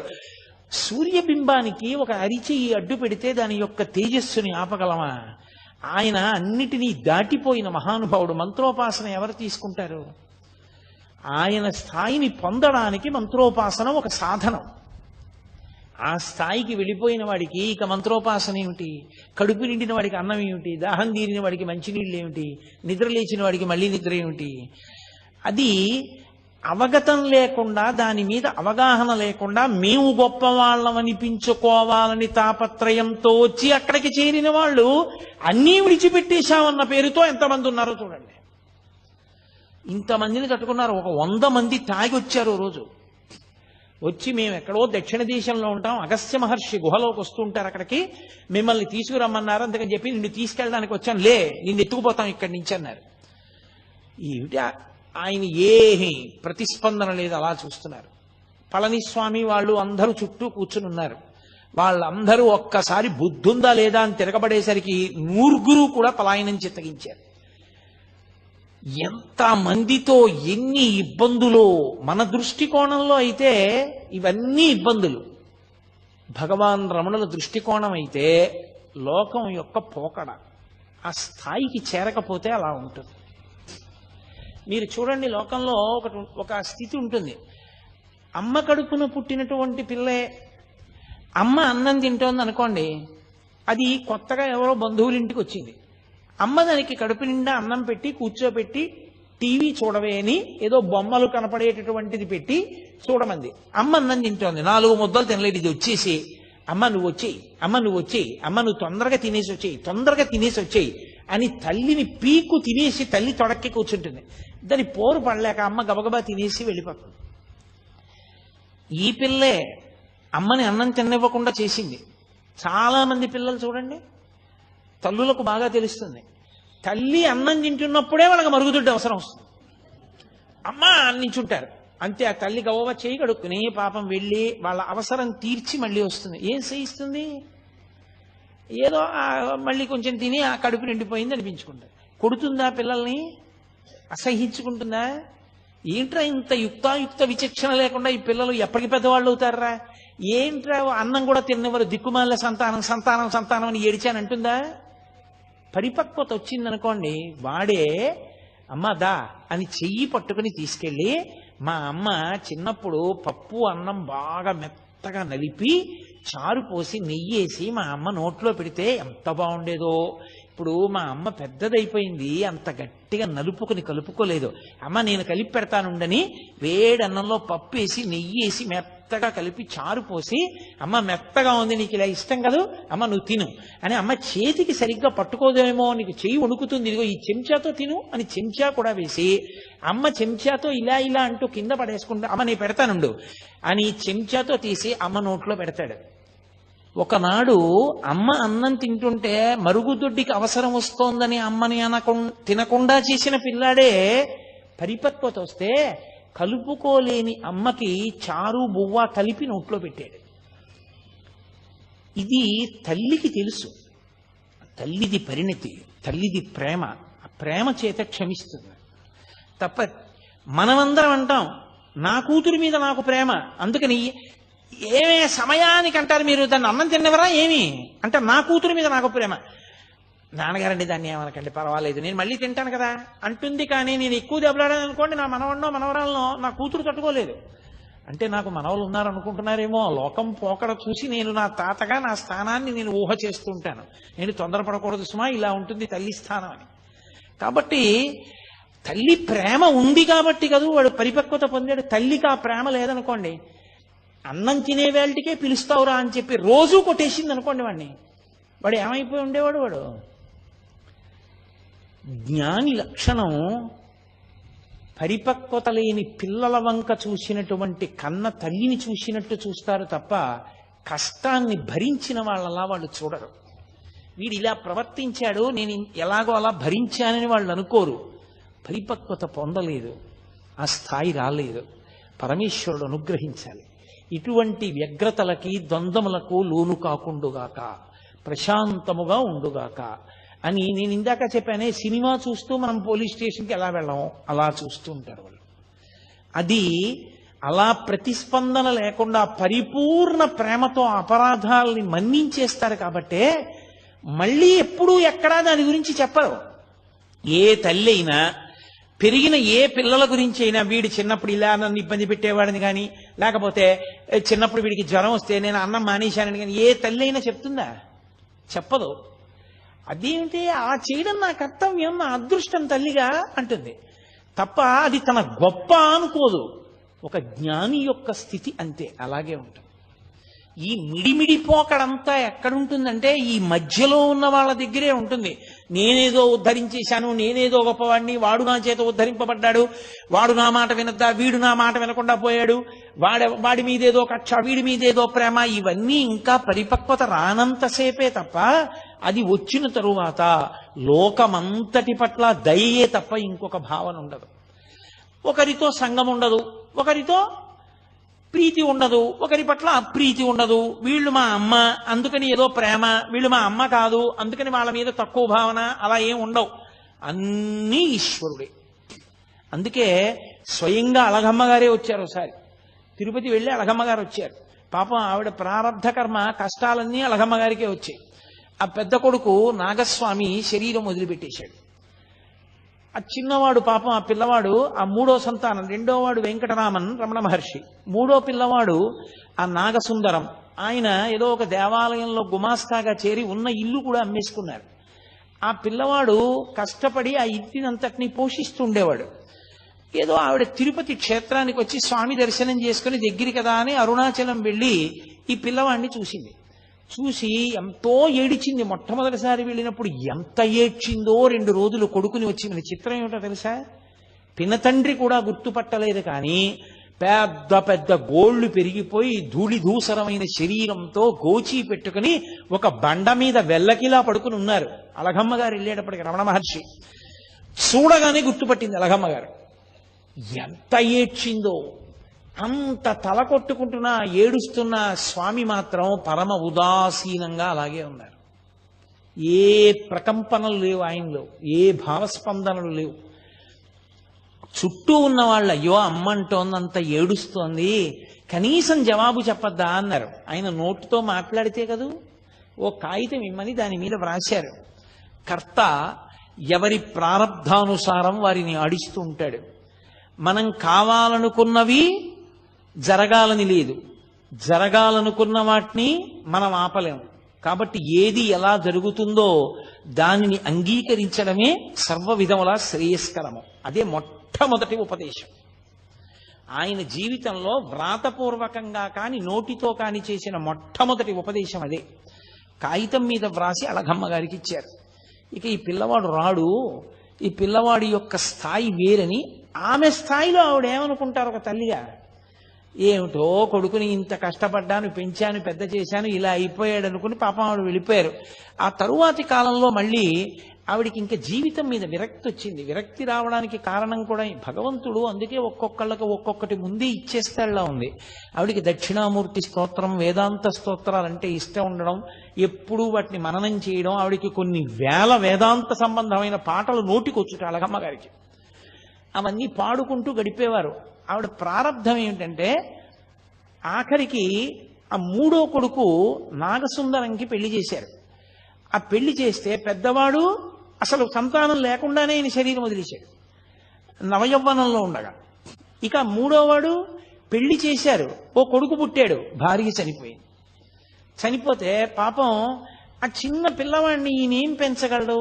తీసుకెళ్లి మళ్ళీ పినతండ్రి గారి భార్య జానకి అమ్మాள் నెల్లియప్ప అయ్యర్ గారి భార్య జానకి అమ్మాళ్ళ గారికి ఇచ్చారు. ఆవిడ అప్పటికి వృద్ధురాలు అయిపోయింది. ఆవిడ ఏం పెంచగలదు పిల్లని? మళ్ళీ ఆ పిల్లాన్ని తీసుకెళ్లి ఆ పిల్లవాడి మేనత్త అలవేలుమంగ ఆఖరి పిల్ల ఆ పిల్లకి ఇచ్చారు. ఆ పిల్ల ఏదో సాకుతోంది, ఎక్కడ చూసినా అప్పులు, తగిన ఉద్యోగమా లేదు, భార్య చచ్చిపోయింది, కొడుకునా ఎవరో పెంచుతున్నారు. అసలు ఎందుకు ఇంకా బతకాలనిపించింది ఆయనకి. ఈలోగా అళగమ్మ గారు మెల్లిగా కొడుకు దగ్గరికి వెళ్ళిపోయారు. ఇది ఒక విచిత్రమైన సంఘటన. నాకు భగవాన్ రమణుల జీవిత చరిత్ర మొత్తం మీద చాలా కాలం నాకు అనుమానం ఉండిపోయిన సందర్భం ఇదొక్కటే. ఆ తర్వాత నాకు పరమేశ్వరానుగ్రహం వల్ల యథార్థంగా చెప్పాలంటే రమణ మహర్షి ఒక వ్యక్తి రూపంలో అనుమానాన్ని తీర్చారు. అప్పటి వరకు నాకు ఇది ఎందుకు అలా జరిగింది అని అర్థమయ్యేది కాదు. అళగమ్మ గారు కొడుకు దగ్గరికి వెళ్ళిపోతానని చెప్పి అరుణాచలం వెళ్ళిపోయి అరుణాచలంలోనే ఒకరి ఇంట్లో ఉండేవారు. ఆవిడికి విరూపాక్ష గుహలోనే ఉండాలి కొడుకుతో అని కోరిక. కూతురు అలమేలమంగ అడిగిందమ్మా, మా ఇంటికి వచ్చేసేయమ్మా, మాతో ఉండమని. అయినా కూడా కొండ మీదకి వెళ్ళిపోయి, సరే పెద్ద ఆవిడ ఉన్నంత కాలం ఉండదు, ఇంకా ఆవిడ కింద ఎందుకని ఆవిడ్ని కూడా విరూపాక్ష గుహకి తీసుకొచ్చేశారు. అది చిన్న గుహ, బయటకు చిన్న గదిలా ఉంటుంది, లోపల గుహ ఉంటుంది. అక్కడే ఈవిడ ఉండేవారు. అక్కడ ఈవిడిది ఆచారం సంప్రదాయం, తడి పొడి మడి మైల ఆచారము ఈవిడిది. ఆయనేమో అగ్నిహోత్రం, మహాజ్ఞాని, ఆయన అన్నిటికీ అతీతుడు. ఆయన దగ్గరికి వచ్చి ఒకప్పుడు ఒక వ్యక్తి ఏడిచాడు, నేను ఎన్ని కష్టాలు పడుతున్నానో నేను చేసిన పాపాలేనని. ఆఖరికి విని విని విని విని విని ఎప్పుడూ మాట్లాడని భగవాన్ రమణులు అన్నారు, అన్ని పాపాలున్నాయా నిన్ను బాధపెట్టడానికి అన్నారు. చాలా పాపం చేసేసానన్నాడు. నాకు ఇచ్చేస్తావా, పుచ్చేసుకుంటానో, అప్పుడు నీకు శాంతమా అన్నారు. ఇచ్చేస్తాను, పుచ్చేసుకుంటారా అన్నాడు. ఇచ్చేసేయి అన్నాడు. అయితే నీళ్లు పోసి ధార పోసి నేను పుచ్చేసుకుంటాను ఆ పాపాలన్నారు. ఆయన చేతులు చాపారు, అతను నీళ్లతో ధార పోసేశాడు. నా పాపాలన్నీ నీకు ఇచ్చేస్తున్నాను. ఆయన పుచ్చేసుకున్నారు. పుచ్చేసుకుంటే ఏమైనా అయిపోయిందా? ఇప్పుడు ఆయన్ని పాపాలు బాధిస్తాయని మీరు అనుకుంటున్నారా? ఒక్క విషయం గుర్తుపెట్టుకోవాలి. ఓ కొవ్వొత్తి వెలుగుతోందనుకోండి, దాని మీద నేను నీటి బుట్టు వేశాననుకోండి, కొవ్వొత్తి నిధనం అయిపోతుంది. పొయ్యి వెలుగుతోందనుకోండి, నేను చారెడు నీళ్లు తీసి ఇలా అన్నాను అనుకోండి, మంట నిధనం అవుతుంది. ఒక ఇల్లు కాలిపోతోందనుకోండి, పునః అమంగళకరమైన మాట ఎందుకు, అరణ్యంలో దావానలం వ్యాప్తి చెందిందనుకోండి, పెద్ద మంట, అరణ్యం కాలిపోతోందనుకోండి, నేను వెళ్ళి చారెడు నీళ్లు తీసి చల్లాను అనుకోండి, మంట ఏమైనా నిధనం అవుతుందా? ఈ నీళ్లు కాలిపోతాయి. నీరు నిప్పు నార్పాలి, కానీ అంత మంటలో చారెడు నీళ్లు పడితే మరిగి ఆవిరైపోతాయి, కాలిపోతాయి. అవి ఆర్పవలసిన నీరు కాలిపోయింది మంటలో. ఎందుకని? మంట పెద్దది, నీరు తక్కువ. రగిలిపోతున్న జ్ఞానాగ్ని పరమేశ్వర స్వరూపం అది. అది పాపాలు పుచ్చుకుంటే మాత్రం దాన్ని ఏమైనా చేస్తాయా? దగ్ధమైపోతాయి అంతే. ఇంకొకరికి శాంతినివ్వడానికి పాపాలు పుచ్చేసుకున్నారంతే మహానుభావులు. అంతటి ద్వంద్వాతీత స్థితి. రమణుల పేరు చెప్తే చాలు గురువుల యొక్క అనుగ్రహం కలుగుతుంది, అరుణాచలేశ్వరుడి యొక్క అనుగ్రహం కలుగుతుంది. సాక్షాత్ సుబ్రహ్మణ్యావతారం. అంతటి మహానుభావుడు గుహలో కూర్చునుండగా కావ్యకంఠ గణపతి ముని ఒక్కరే ఉన్నారు. ఒక్కరే ఉండగా 6 జ్యోతులు ఆయన యొక్క తలని నుదిటిని తాకి ఆయనలో లీనమైపోవడం చూసి ఒళ్ళు గగుర్పొడిచింది కావ్యకంఠ గణపతి మునికి. 6 జ్యోతులు ఆయన నుదురిని తాకి ఐక్యం అయ్యాయంటే ఇది షణ్ముఖ స్వరూపం, సుబ్రహ్మణ్య స్వరూపం అని నిర్ధారించారు. అళగమ్మ గారికి పాపం మడి మైల, ఆవిడ తాపత్రయం ఆవిడది, ఆవిడ ఆచారం ఆవిడది. అది తప్పు అని మాత్రం అనకూడదు సుమండి. నేను మీతో తరచుగా మనవి చేస్తున్నాను, జ్ఞానికి ఇవేం ఉండవు. జ్ఞాని వీటన్నింటికన్నా అతీతమైన స్థాయిలో ఉంటాడు, ఏ ప్రతిస్పందన ఉండదు. కానీ రమణ భగవానుల్ని చూసి మీరు కూడా అంటే మనం కూడా అలా ఉందాం అనుకుంటే తప్పు. ఆ స్థాయికి చేరకుండా అలా చేయకూడదు, చాలా పొరపాటు, అలా ఉండకూడదు. ఆవిడ ఉల్లిపాయ వేనిచ్చేవారు కాదు, ఉల్లిపాయ వేకండి, ఉల్లిపాయ తినకూడదు అనేవారు. ములక్కాడ పట్టుకొస్తే ములక్కాడ వేనిచ్చేవారు కాదు, భిక్షాన్నం ఏమిటని ఆవిడే పోయి పెట్టుకుని వండుకుంటూ ఉండేవారు. నేను పెట్టుకుంటాను కొడుకు అంటుండేవారు. రమణులు ఆవిడ్ని చూసి పరిహాసం ఆడేవారు. మా అమ్మ మోక్షానికి ఎడుతూ ఉంటే ఉల్లిపాయలు పర్వతాలై అడ్డుపడిపోతాయి, ములక్కాడల అరణ్యాలు అయిపోయి చిక్కుపోతుంది. అందుకని మా అమ్మ తిందంటుండేవారు. ఆవిడ నేను అమ్మని కాబట్టి నేను పెడితే తినాలి, నాతో మాట్లాడాలనేది. ఆయన అనేవారు ఎవరు అమ్మ, నాకు అందరు అమ్మలే తప్ప నువ్వు ఒక్కదానివే నాకు అమ్మవి కావు, నాకు లోకమంతా తల్లులే అనేవారు. ఆయన దృష్టికోణం అది. అలా రమణుల గురించి చదివి నేను అనకూడదు, నేను మా అమ్మని గౌరవించాలి, మా అమ్మకి నమస్కారం చేయాలి. అవునమ్మా నువ్వు నా తల్లి అనాలి. నేను ఇంకా రమణుల స్థాయికి పొందలా. రమణుల స్థాయిని పొందిన నాడు నేను అలా మాట్లాడాలని ప్రయత్నం చేయక్కర్లా. ఆ మాట అప్పుడు అదే వస్తుంది. అంతేకాని జ్ఞానిని చూసి ఎన్నడూ అనుకరించరాదు. రమణులు అన్నారు కదా అని అనే ప్రయత్నం చేయకూడదు. అది చాలా పొరపాటు. ఇవాళ చాలా చోట్ల చాలా మంది చేసే పెద్ద పొరపాటు అక్కడే చేస్తారు. అలా చేయకూడదు. జ్ఞానిని అనుకరిస్తే భంగపాటు పొందుతారు. ఎందుకో తెలుసా, మీ అనుష్ఠానం పోతుంది. జ్ఞాని కాకుండా జ్ఞానిలా ప్రవర్తిస్తే పరమ ప్రమాదం. ఏది, రమణులు అన్నారు, నువ్వు అన్నావు తల్లిని, రమణులు భిక్షాన్నం తింటారు, నువ్వు తింటావా? రమణులని జటాస్వామి ఆ తర్వాత బాలానంద స్వామి అలా ప్రవర్తించిన ఆయన అలా ఉండగలరు, నువ్వు ఉండగలవా? ఉండగలిగితే అలా కూడాను. జ్ఞాని స్థితిని చూసి జ్ఞాని ఎలా ఉన్నాడో అలా నువ్వు ఉండే ప్రయత్నం చేస్తే చాలా ప్రమాదం వస్తుంది. అలా ఎప్పుడూ చేయకూడదు. ఆచారకాండే. రమణులు అలా అన్నారు అంటే అది ఆయన స్థాయి. అటువంటి భగవానుల దగ్గరికి ఒకప్పుడు కావ్యకంఠ గణపతి ముని వచ్చారు. నేను కావ్యకంఠ గణపతి ముని గురించి కేవలం 1-2 వాక్యాలు చెప్పి వదిలేశాను అనుకోండి, అంతకన్నా అన్యాయమైన విషయం ఇంకోటి లేదు రమణతత్వం చెప్పేటప్పుడు. ఎందుకంటే రమణులకు కావ్యకంఠ గణపతి మునికి అంత సాన్నిహిత్యం. కావ్యకంఠ గణపతి ముని గురించి చెప్తే రమణుల గురించి చెప్పాలి, రమణుల గురించి చెప్తే కావ్యకంఠ గణపతి ముని గురించి చెప్పాలి. ఇద్దరిని విడదీసి ఇద్దరి జీవితాలు వేరు వేరు, ఆయన గురించి ఆయనలా చెప్తాను, ఈయన గురించి ఈయనలా చెప్తానంటే అసలు చెప్పడం కుదరదు, పరిపూర్ణం అవ్వదు. అందుకే నేను ప్రత్యేకంగా రేపటి రోజున కావ్యకంఠ గణపతి ముని, భగవాన్ రమణులు, వాళ్ళిద్దరి విశేషాల్ని రేపటి రోజున మీతో మనవి చేస్తాను. ఇవాళ ఒక్క విషయమే చెప్తాను. కావ్యకంఠ గణపతి ముని విఘ్నేశ్వరుడి యొక్క అనుగ్రహం చేత జన్మించిన కారణజన్ముడు, మహావిద్వాంసుడు. ఆయన అపారమైనటువంటి శిష్యులు ఆయనకి. ఆయన ఒకసారి రమణుల దగ్గరికి వచ్చారు. వచ్చి తపస్సనగా ఏమి అని అడిగారు. నాకు నిజంగా తెలుసుకోవాలనుంది, మంత్రజపంతో తపస్సుని పొందాలి అంటే ఏం చెయ్యాలి, జపంలో ఏది తపస్సు అని అడిగారు. అంతటి మహావిద్వాంసు. రమణ మహర్షి అన్నారు, నోరు విప్పి మాట్లాడారు. మంత్రజపం చేసినప్పుడు ఆ మంత్రం యొక్క స్వరం ఎక్కడ నుంచి బయటికి వస్తోందో ఆ మూల స్థానంలోకి లయమైపోవడమే జపం. మాట మాట్లాడుతున్నప్పుడు ఆ మాటలన్నీ ఎక్కడ ఉత్పత్తి అవుతున్నాయో ఆ ఉత్పత్తి అవుతున్న స్థానంలోకి లయమైపోవడమే తపస్సు.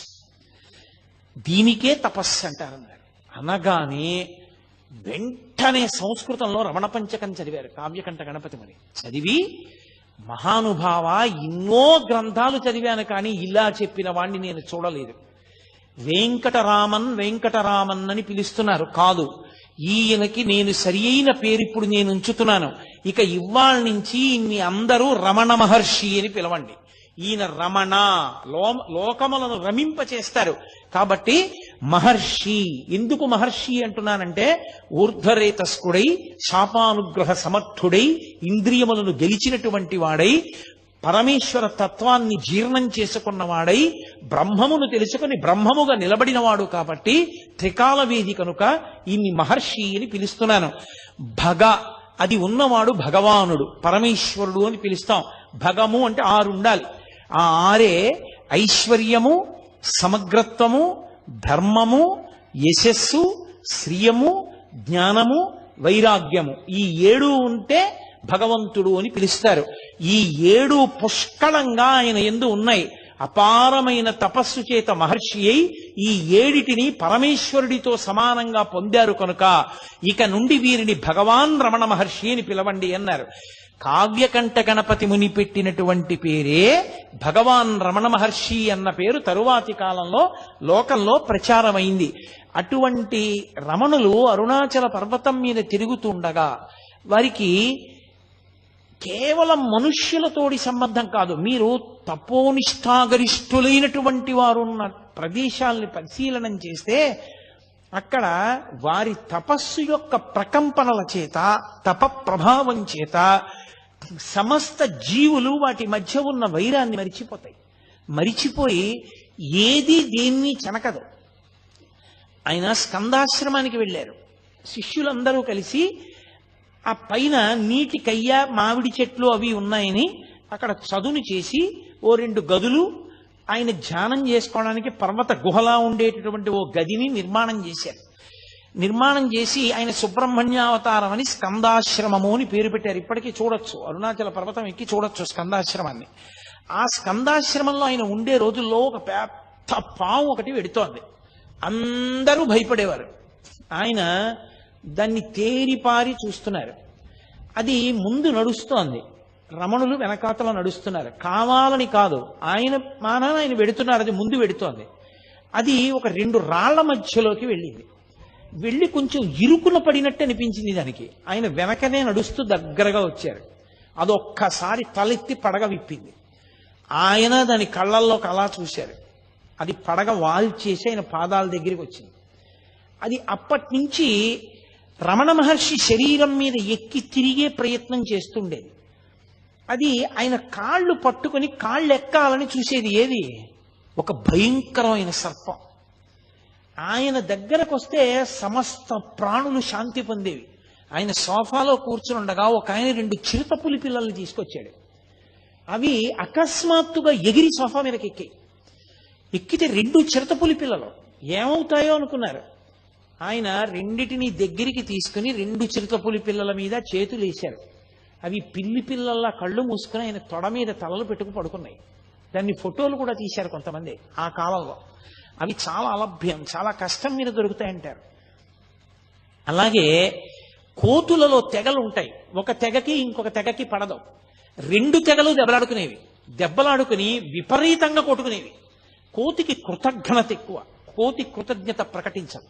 అది దాని లక్షణం. దాని లక్షణాల్లో ఒకటి కోతికి. అది 2 తెగలు దెబ్బలాడుకుని రమణులు విరూపాక్ష గుహ బయట ఉండగా వచ్చేవి. వచ్చి చెట్ల మీద కూర్చుని ఇటువైపు కొన్ని వేల కోతులు, అటు కొన్ని వేల కోతులు కూర్చుని కిచకిచలాడుతూ దీని రాజు దాని రాజు పరస్పరం చాడీలు చెప్పుకునేవి. ఇటు తిప్పి వినేవారు, ఇటు తిప్పి వినేవారు. ఆఖరికి మీరు ఇలా దెబ్బలాడుకోకూడదు, నీ తప్పే, క్షమార్పణ చెప్పు, వెళ్ళిపోండి అంటే అది కిచకిచలాడి వెళ్ళిపోయేది. ఆయనకి ఎలా అర్థమయ్యేది? కోతి కిచకిచలాడితే ఆయనకి ఎలా తెలుసు? అన్ని వేల కోతులు తీర్పుగా ఆయన దగ్గరికి ఎందుకు వస్తాయి? అంటే మనిషి యొక్క మనసులో ఉన్న భావాలు అర్థం చేసుకోవడానికి భాష ఏమో కానీ ఆ మనసు కూడా భావాన్ని ఏ ఆత్మ ప్రకాశం వల్ల పొందుతుందో ఆ ఆత్మగా నిలబడగలిగిన వాడికి ఎదుటి ఆత్మలోని భావనలు ఎందుకు తెలుసుకోలేడు? అందుకని ఆయనకి ఇంకా భాషతో సంబంధం ఉండేది కాదు. ఒకప్పుడు ఆయన ఆశ్రమంలో ఉన్నప్పుడు నేపాల్ దేశం నుంచి ఒక ఆ రాజుగారి యొక్క సామంతరాజు వచ్చాడు. వచ్చి నేను రమణ మహర్షితో మాట్లాడాలన్నాడు. నీకు తమిళం వచ్చా అన్నారు. తమిళం రాదు, గోర్ఖా భాష మాట్లాడతాడు ఆయన. గోర్ఖా భాష మహర్షికి రాదన్నారు. నేను మాట్లాడతానన్నాడు. రమణ మహర్షి వచ్చి సోఫాలో కూర్చున్నారు. ఈయన వెళ్ళి గోర్ఖా భాషలో ఏవేవేవో అడిగాడు. ఆయన కళ్ళల్లోకి అలా చూశారు ఒక 5 నిమిషాలు. మహానుభావ, చాలా సంతోషం, నాకు అంతా అర్థమైపోయింది, వెళ్ళిపోయాడు. వాళ్ళ రాజుగారికి చెప్పాడు. వాళ్ళ రాజుగారు వచ్చి వీరికి అన్నీ అర్థమైపోయాడు, మీరు చెప్పినవన్నీ గూర్ఖా భాషలో ఈయనకి చెప్పినవన్నీ మాకు చెప్పాడని చెప్తుంటే హాల్లో ఉన్న వాళ్ళందరూ నవ్వారు. రమణ మహర్షి గూర్ఖా భాషలో ఇవన్నీ చెప్పడం ఏమిటని. ఆయన చూశారంతే అర్థమైపోయేది. అటువంటి మహాజ్ఞాని, పరమేశ్వర స్థాయిని పొందినటువంటి మహానుభావుడు, పరమేశ్వరుడైనటువంటి స్థితి అయింది. అందుకే ఒకానొకప్పుడు ఒక తెగకంతటికి రాజుగా ఉంది కొంతకాలం ఒక పెద్ద కోతి. దాన్ని తరిమేసాయి కోతులన్నీ, దానికి పదవి పోయింది. 2 అనుచరులు మాత్రం పాపం పాతరాజు గారన్న బెంగతో ఎప్పుడూ అనుసరించి వస్తుండేవి. దానికి ప్రాణోత్క్రమణం అయిపోయే సమయం ఆసన్నమైంది. అది వచ్చి విరూపాక్ష గుహ ముందు తిరుగుతోంది. రమణ మహర్షి చూసి జాలేసి దాన్ని ఇలా 2 చేతులతో ఎత్తి తీసుకెళ్లి ఒళ్ళో పడుకోబెట్టుకున్నారు.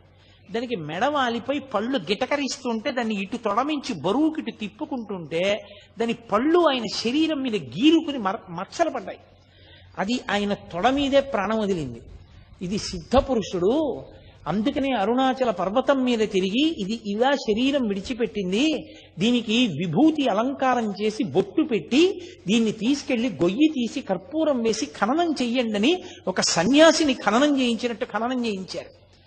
ఒక కుక్క ఉండేది, అది దేవదాసి ఇంటికెళ్ళి పలహారం చేసేది, దేవాలయ ప్రసాదం అన్నం తినేది, దేవాలయంలో పడుకునేది, ప్రతిరోజు వచ్చి రమణ మహర్షులు ఉన్నటువంటి విరూపాక్ష గుహ ముందు నమస్కారం చేసి వెళ్ళిపోయేది. అది శరీరం విడిచిపెట్టినప్పుడు అలాగే చేయించారు. ఆయన దగ్గరికి ఎన్ని ప్రాణులో ఒక కుంటి కోతి ఒకటి ఉండేది, అది ఆయన అన్నం తింటుంటే అది అన్నం తినేది, అది వచ్చేది, ఒక గిన్నెలో దానికి అన్నం పెట్టేవారు, ఆయన తినడం మొదలెట్టే అది తినడం మొదలెట్టేది. కోతికి నిలకడ ఉండదు, అటు ఇటు నడిచి పరిగెట్టి పోసేస్తుంది, ఒక మెతుకు కింద పోయకుండా తినేది. ఒక రోజున అన్నం కింద పడేసింది. అది ఏమి ఇవాళ నీ బుద్ధి ఇలా తయారైంది, అన్నం కింద పడేశావు అన్నారు ఆయన. దానికి కోపం వచ్చి రమణ మహర్షి కంటి మీద కొట్టింది. ఆయన నువ్వు నా దగ్గరికి రావద్దన్నారు. అది ఏడుస్తూ వచ్చి ఒక వారం రోజులు పోయిన తర్వాత అన్నం తినడం మానేసి బతిమాలుకుంది ఆయన కాళ్ళ దగ్గర కూర్చుని, నన్ను మళ్ళీ మీ ఒళ్ళోకి తీసుకోండి, నాకు అన్నం పెట్టండి అని. ఆయన అన్నం పెడితే అది కలిసి అన్నం తినేది. అది ఒకానొకప్పుడు కోతులందరికీ రాజు అయింది. ఆయన అన్నారు నోటితో, నువ్వు ఒకనాడు రాజు అవ్వాలే కోతులకి అన్నారు. అది నిజంగా రాజు అయింది. వాళ్ళు ఎన్నుకుంటారట కోతుల జాతుల్లో కూడా. ఎన్నుకుని అది వచ్చి భగవాన్కి స్కందాశ్రమంలో ఉండగా వచ్చి నమస్కారం పెట్టుకుంది. నమస్కారం పెట్టుకుంటే ఆయన అన్నారు అన్నం తినన్నారు. అంటే అది తిననని చెప్పి సంజ్ఞ చేసి వెళ్ళి చెట్టు మీద కూర్చుంది. 20 రాణులు. వానర జాతిలో ఏంటంటే అంతవరకు ప్రభువుగా ఉన్నవాడి రాణులు కొత్త ప్రభువుకి రాణులు అయిపోతారు. అందుకని రాణులతో కూర్చునుంది. అందుకని అక్కడ అన్నం తింది. ఆ తర్వాత ఇన్ని ప్రాణులు, ఒక ప్రాణి కాదు, ఆ కూరలవ్వ అని ఒక ఆవిడ ఉండేది. ఆవిడ పాపం ఆకుకూరలు తెచ్చి ఉడికించి రమణ మహర్షికి పెడుతూ ఉండేది అరుణాచల పర్వతం మీద ఉన్నప్పుడు. ఆవిడ మహాతల్లి లక్ష్మి అనేటటువంటి ఒక ఆవు రూపంలో పుట్టి ఆశ్రమానికి వచ్చింది. మహర్షి చెప్తూ ఉండేవారు, ఈవిడ కూరలవ్వ ఇప్పుడు లక్ష్మి అన్న గోవుగా వచ్చిందని చెప్పేవారు. దానికి ఎంత స్వాతంత్రం, అది తిన్నగా రమణ మహర్షి దగ్గరికి వచ్చేది.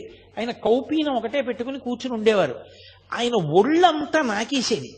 నాకేస్తే నాలుక గరుగ్గా ఉంటుందేమో, ఆయన ఒళ్ళు ఎర్రగా అయిపోయేది. ఎర్రగా అయిపోయిన తర్వాత వెళ్ళిపోయేది. ఆయన హాల్లో కూర్చుని ఉంటే వచ్చి ఆయనకి రోజు ప్రదక్షిణం చేసి, అది రాత్రి పడుకోవడానికి వెళ్ళిపోయే ముందు ఆయనకి ప్రదక్షిణం చేసి నమస్కారం చేసి వెళ్ళిపోయేది. గోశాల కట్టారు. గోశాల కడితే గోశాలలోకి ఆ ఆవుని పంపిస్తున్నారు. అది వెళ్ళలేదు, ఎంత తోసినా వెళ్ళలేదు. అది అందరినీ తప్పించుకుని పరిగెత్తుకుంటూ హాల్లోకి వచ్చి రమణ మహర్షి ముందు నించుంది. ఆయనకు అర్థమైంది, ఓ నేను గృహప్రవేశం చేస్తున్నాను గోశాలలోకి, మీరు లేకపోతే ఎలా రమ్మంటోందని. ఆయన లేచి వచ్చారు. ఎందుకు దాన్ని అలా ఇబ్బంది పెడతారు, అది నేను వచ్చాక గృహప్రవేశం చేస్తానంటోందన్నారు. అప్పుడు భగవానులతో కలిసి అది గృహప్రవేశం చేసింది. దానికి అంత చేరిక, ఎంతమందిలో ఉన్నా సరే అది టీవీగా నడిచి వచ్చి రమణ మహర్షి దగ్గరికి వచ్చి ఆయన్ని నాకేసి ఆయనకి ప్రదక్షిణం చేసి నమస్కారం చేసి వెళ్ళిపోయేది. ఆఖరణ దానికి ప్రాణం పోయేటప్పుడు కూడా అలాగే ఉగ్గపట్టుకుంది ప్రాణాలు. రమణ మహర్షి వెళ్ళి దగ్గర కూర్చుని ఒళ్ళో తల పెట్టుకుని, ఏమ్మా బాధగా ఉందా లక్ష్మి అని ఒళ్ళు నిమురుతుంటే ఆయన వంకే చూస్తూ ప్రాణం వదిలేసింది. ఇప్పటికీ రమణ మహర్షి ఆశ్రమంలో సమాధులుంటాయి. వెనక్కి వెళ్ళి చూస్తే అందులో ఆ లక్ష్మి గోవు అని ఆవు బొమ్మేసి సమాధి ఉంటుంది. అది ఒక సిద్ధయోగి చిట్ట చివరికి ఇలా వచ్చి ఒక గోవు రూపంలో సేవించిందని ఆయన దానికి సన్యాసిని ఎలా పూడుస్తారో అలా ఖననం చేసి సమాధి నిర్మాణం చేశారు. అలా ఒక కాకి ఒక గ్రద్ద పొడిస్తే వచ్చి రమణ మహర్షి దగ్గర పడిపోయింది. ఆయన దాన్ని ఒళ్ళో పెట్టుకునేవారు. అది అలా వారం రోజులు ఉండి ఆయన ఒళ్ళోనే పడుకుని ఒళ్ళోనే ఉండి ఒళ్ళోనే వదిలిపెట్టేసింది ప్రాణం. ఉడతలు పరిగెడుతూ ఆయన దగ్గరికి వచ్చి ఆయన ఒంటి మీద ఎక్క ఆడుకుంటూ ఉండేవి. ఆయన జీడిపప్పు తెచ్చి చేతిలో పట్టుకుంటే తినమంటే తినేవి కావు. ఉడతలన్నీ వచ్చి చుట్టూ చేరితే ఆయన ఒక్కొక్క జీడిపప్పు పెడితే ఈ ఉడతలన్నీ తింటూ ఉండేవి. పాము వచ్చి పడగపట్టి నించునేది, నెమలు వచ్చి అక్కడ నించునేది. నెమలి పావుని కొట్టేది కాదు, పావు నెమల్ని చూసి భయపడేది కాదు. అన్ని ఉడతలు ఆయన ఒంటి మీద తిరుగుతూ ఆడుకుంటూ ఉండేవి. పూర్వం మనం కాశీఖండంలో అగస్త్య మహర్షి యొక్క ఆశ్రమం గురించి చదివితే ఎంత విచిత్రంగా ఉంటుందో. ప్రాణులు తమ మధ్య వైరాన్ని కూడా మరిచిపోయి ఎలా తిరుగుతాయని చెప్తారో అలా తిరుగుతుండేవి ప్రాణులన్నీ ఆయన దగ్గర. జాక్ అని ఒక కుక్క, ఎంత విశ్వాసం మహర్షి అంటే, అంత విశ్వాసం ఉన్న కుక్క అది భీష్మాచార్యుల వారిలా ఉత్తరాయణ పుణ్యకాలం వచ్చే వరకు ప్రాణాలు ఒగ్గపట్టుకుని అపరభీష్ముడిని పిలిచారు ఆయన దాన్ని. భగవాన్ వచ్చి దగ్గర కూర్చుని దాన్ని ఒళ్ళో పడుకోబెట్టుకున్న తర్వాత ఆయన వంక చూస్తూ కళ్ళు మూసేసింది. ఇప్పటికి జాక్ ది డాగ్ అని రాసి ఆ కుక్కకి కూడా సిద్ధ పురుషుడు ఆఖరిసారి ఇలా శరీరం విడిచిపెట్టారని దానికి సమాధి కట్టించారు. త్రికాలవేది, ఎక్కడ ఎన్ని ప్రాణులు ఆయన కోసం వస్తే అన్ని ప్రాణులతో మాట్లాడుతుండేవారు. అన్నీ ఆయన్ని చూసి పరవశించిపోతుండేవి. ఇన్ని ఆయన చుట్టూ చేరుతుండేవి. భగవంతుడి చుట్టూ సమస్త ప్రాణులు ఎలా తిరుగుతాయో రమణుల చుట్టూ అలా తిరుగుతుండేవి. అళగమ్మ గారు స్కందాశ్రమంలోకి వెళ్ళిన తర్వాత ఆవిడికి అనారోగ్యం వచ్చి ఇక ప్రాణోత్క్రమణం అయిపోయే సమయం ఆసన్నం అయిపోయింది. ఇక మాట పోయింది. ఆవిడ్ని పడుకోబెట్టి ఇప్పటికీ ఉంటుంది ఆ గది, అళగమ్మ గారికి మోక్షం ఇచ్చిన గది అని రాసుంటుంది, మనం లోపలికి వెళ్ళి చూడొచ్చు. ఆ గదిలో అమ్మ దగ్గర కూర్చుని అమ్మ గుండెల మీద కుడి చేయి పెట్టి అమ్మ తల మీద ఎడం చేయి పెట్టి పట్టుకున్నారు. తెల్లవారుజామున కూర్చున్న వ్యక్తి రాత్రి 8 గంటలకి లేచారు. లేచి అమ్మ మోక్షం పొందింది అన్నారు. అందరు ఆశ్చర్యపోయారు, ఏమైందన్నారు. అమ్మ చేసుకున్న కర్మల వల్ల, వాసనాబలం వల్ల కొన్ని వేల జన్మలు ఎత్తాలి. ఆ కొన్ని వేల జన్మల్ని అమ్మతో సూక్ష్మ రూపంలో అనుభవింపచేసేశాను. సూక్ష్మ శరీరంతో అనుభవించేసింది. కర్మలన్నీ నశించిపోయాయి. ఇప్పుడు అమ్మ మళ్లీ పుట్టడానికి ఏ కర్మలు లేని స్థితిలో తన శరీరాన్ని విడిచిపెట్టేసింది. కాబట్టి అమ్మ సిద్ధి పొందింది. అందుకే అమ్మ చనిపోయిందంటే ఆయన ఒప్పుకునేవారు కాదు, సిద్ధి పొందింది. కాబట్టి ఒక సన్యాసి శరీరాన్ని ఎలా ఖననం చేస్తారో అలా ఖననం చేద్దామన్నారు. 8 గంటలకి, నేను అదే మీతో చెప్తున్నది, ఒక జ్ఞానికి చెల్లుతుంది, మనకి చెల్లదు. వెంటనే 8 గంటలకి ఆయన అమ్మగారి శవం దగ్గర నుంచి లేచొచ్చి కూర్చుని అన్నం తిన్నారు. ఆయనకి జ్ఞానికి విధి నిషేధము ఉండవు. సామాన్య సాధకుడు అలా కాదు, అలా చేయడానికి వీలు లేదు. రమణ మహర్షి జీవితాన్ని చదివి రమణ మహర్షి యొక్క స్థితిని అర్థం చేసుకునే ప్రయత్నం చేయండి తప్ప రమణులు చేసినవి అనుకరించే ప్రయత్నం ఎప్పుడూ చేయకూడదు. అది ఏదో నాటకంలో పాత్ర వేసినట్టు ఉంటుంది తప్ప నిజ జీవితంలో ఎదగడం మాత్రం కాదు. అది క్రమక్రమంగా సాధన చేత జ్ఞాని కావాలి తప్ప అకస్మాత్తుగా ఏవో కొన్ని పనులు చేసి నువ్వు జ్ఞాని అయిపోయావు అనుకుంటే చాలా చాలా ప్రమాదం. అది గతి తప్పిపోతాడు, సాధనలో కిందకి వెళ్ళిపోతాడు, పరమ ప్రమాదం అది. సరే, నేను దాని గురించి హెచ్చరికతో కూడిన ప్రసంగం ఎందుకు చెయ్యాలి, రమణతత్వం గురించి మాట్లాడే ప్రయత్నం చేస్తాను. ఆయన ఆ మూడో తమ్ముడు మహానుభావుడు, పెద్ద ఆయన ఎలాగో నాగస్వామి శరీరం వదిలిపెట్టారు, రెండో ఆయన భగవాన్ రమణులైపోయారు, మూడో ఆయన తన భార్య చనిపోయింది, ఆ కొడుకుని తీసుకెళ్లి చెల్లెలు అలివేలు మంగ దగ్గర వదిలేశారు. ఆ నాగసుందరం గారు నేను ఒక్కడిని మాత్రం ఉండిపోవడం ఎందుకని, ఇక అళగమ్మ గారు అక్కడే ఉంది కదా అని చెప్పి ఆయన కూడా సన్యాసం తీసుకున్నారు. తీసుకుని నిరంజనానంద స్వామి అన్న పేరుతో ఆయన కూడా విరూపాక్ష గుహలోనే ఉండేవారు. ఈ తల్లి శరీరాన్ని పట్టుకుని కొండ కిందకి దిగారు. అప్పటికి శ్మశానం, ఇప్పుడు రమణాశ్రమం ఏదుందో అది శ్మశానంలో అంతర్భాగం. అప్పుడు ఆ శ్మశానంలోనే ఒక గొయ్యి తీసి గోతిలో అమ్మ శరీరాన్ని ఉంచారు. ఉంచగానే ఎవరో కాశీ నుంచి శివలింగం తీసుకొచ్చారు. వెంటనే అమ్మగారి సమాధి మీద ఆ శివలింగాన్ని ఉంచి దీని పేరు మాతృభూతేశ్వరాలయము, అమ్మగా మారిన పరమేశ్వరుడు లేదా పరమేశ్వరుడైన అమ్మ అన్న పేరుతో అమ్మకి గుడి కట్టారు, మాతృభూతేశ్వరాలయం అని. అప్పటికి గుడేం లేదు. కొన్నాళ్లు పోయిన తర్వాత రోజు కొండ దిగొచ్చి నిరంజనానంద స్వామి పూజ చేసేవారు. రోజు రావడం వెళ్ళడం కష్టంగా ఉందని 4 తాటాకులతో చిన్న పందిరేసుకుని ఆ శ్మశానంలోనే సమాధి పక్కన ఉంటూ ఉండేవారు ఆయన. అలా ఉంటూ ఉండగా కొంతకాలానికి జయంతి ఉత్సవాల సమయానికి రమణ మహర్షి కూడా వారం రోజుల ముందు వచ్చి అక్కడే ఉండిపోయారు. ఇంకా ఉండిపోయి ఆయన పైకి వెళ్ళలేదు కొండ మీదకి. ఉండిపోయిన తర్వాత 4 తాటాకు పందిళ్లు వేశారు. ఒక తాటాకు పందిరి గదిలో రమణులు కూడా ఉంటూ ఉండేవారు. అలా ఉన్న రోజుల్లోనే ఒక ఆశ్చర్యకరమైన సంఘటన జరిగింది. ఆయన ఒక గదిలో ఉంటుండగా ఓ కుక్కొకటి లోపల ఉండేది. ఒక 4 కిటికీల దగ్గర పడుకునేవారు. ఆయన పడుకున్నారు. ఇంతలో అలికిడి వినపడింది. ఊరికి చిట్ట చివరకు ఉంది ఆగ్నేయ భాగంలో. ఏమైంది, దొంగలు వచ్చారేమో అని అక్కడ ఉన్నవాళ్ళు లేచి కిటికీలోంచి చూశారు. చూసి 6 ఉన్నారు అన్నాడు లోపల ఉన్న అతను. కనపడ్డారు బయట 6 దొంగలు, 6 ఉన్నారన్నాడు. అనగానే వాళ్ళు కిటికీ అద్దం బద్దలగొట్టి కిటికీ బద్దలగొట్టారు. బద్దలగొట్టి లోపల ఎంతమంది ఉన్నారా, ఎవరున్నారా అని అరిచారు. అరిచేటప్పటికీ రమణులు ఆయనకి నిద్ర ఏమిటి, శరీరం నిద్రపోతుంది. ఆయన కూర్చుని అన్నారు, తలుపు తీయండి, వారిని రమ్మనండి, వారికి కావలసినవి ఏ ఉన్నా తీసుకుని వెళ్ళమనండి అన్నారు. అంటే వాళ్ళు దొంగలు చాలా ఉద్రేకంగా ఉన్నారు, వాళ్ళు మనని కొడతారేమో అన్నారు. వాళ్ళు పాపం ఆ స్థాయిని ఇంకా పొందలేదు, వాళ్ళు దొంగతనంలో ఉన్నారు, వాళ్ళు ఉద్రేకపడచ్చు, కానీ మనం ఎందుకు ఉద్రేకపడాలి, తప్పు కదా, తీయండి తలుపు అన్నారు. అంటే తలుపు తీశారు. తలుపు తీసి లోపలికొచ్చి వాళ్ళు బడిత కర్రలు పెట్టి ఆ చుట్టూ ఉన్న వాళ్ళని అరిచిన కుక్కని కూడా కొడితే కుక్క భయపడిపోయి పారిపోయింది గదిలోకి. వాళ్ళు కూర్చున్న రమణుల దగ్గరికి వచ్చారు. వచ్చి ఏం దాచావు చెప్పు, నీ దగ్గరికి చాలా మంది వస్తారు కదా, ఎంత ఉంది చెప్పమన్నారు. ఏమీ లేదు, ఉన్నవన్నీ అక్కడే ఉన్నాయి, మీకు కావలసినవి ఏ ఉన్నా మీరు పట్టుకెళ్ళవచ్చు అన్నారు. వాళ్ళు బడితి కర్ర తీసి ఆయన ఎడమ తొడ మీద కొట్టారు. బలంగా కొట్టే వెంటనే ఇలా తట్టు తేరిపోయింది. అంత దెబ్బ కొట్టే అబ్బా అని కూడా అనలేదు ఆయన. అలాగే కూర్చుని ఇక్కడ కూడా కొడతారా అని అడిగారు. అసలు బుద్ధి ఉందా వీడికి, అంత దెబ్బ కొడితే ఇక్కడ కొడతావా అని అడుగుతాడేటి అని ఆ శిష్యులు అందరినీ కొట్టారు. కొట్టిన తర్వాత వెతికారు, ఏదో 4 రూపాయలను, యాపిల్ పండు, కొద్దిగా బియ్యం అవి ఏవో దొరికాయి, అవే మూట కట్టుకుని వెళ్ళిపోయారు. వెళ్ళిపోతుంటే ఈయన్ని బయటికి పొమ్మన్నారు. అంటే వెళ్ళి ఉత్తర గృహంలో ఒక చిన్న తాటాకు పందిరి కింద కూర్చున్నారు. ఒక అతను చూశాడు, రామకృష్ణ అని అతను చూశాడు, ఇంత తట్టుంది తొడ మీద, ఇంత దెబ్బ కొడతారా అని ఇనప ఓచొకటి తీసుకుని ఇవాళ ఒకడినైనా చంపేస్తానని వెళ్తున్నాడు.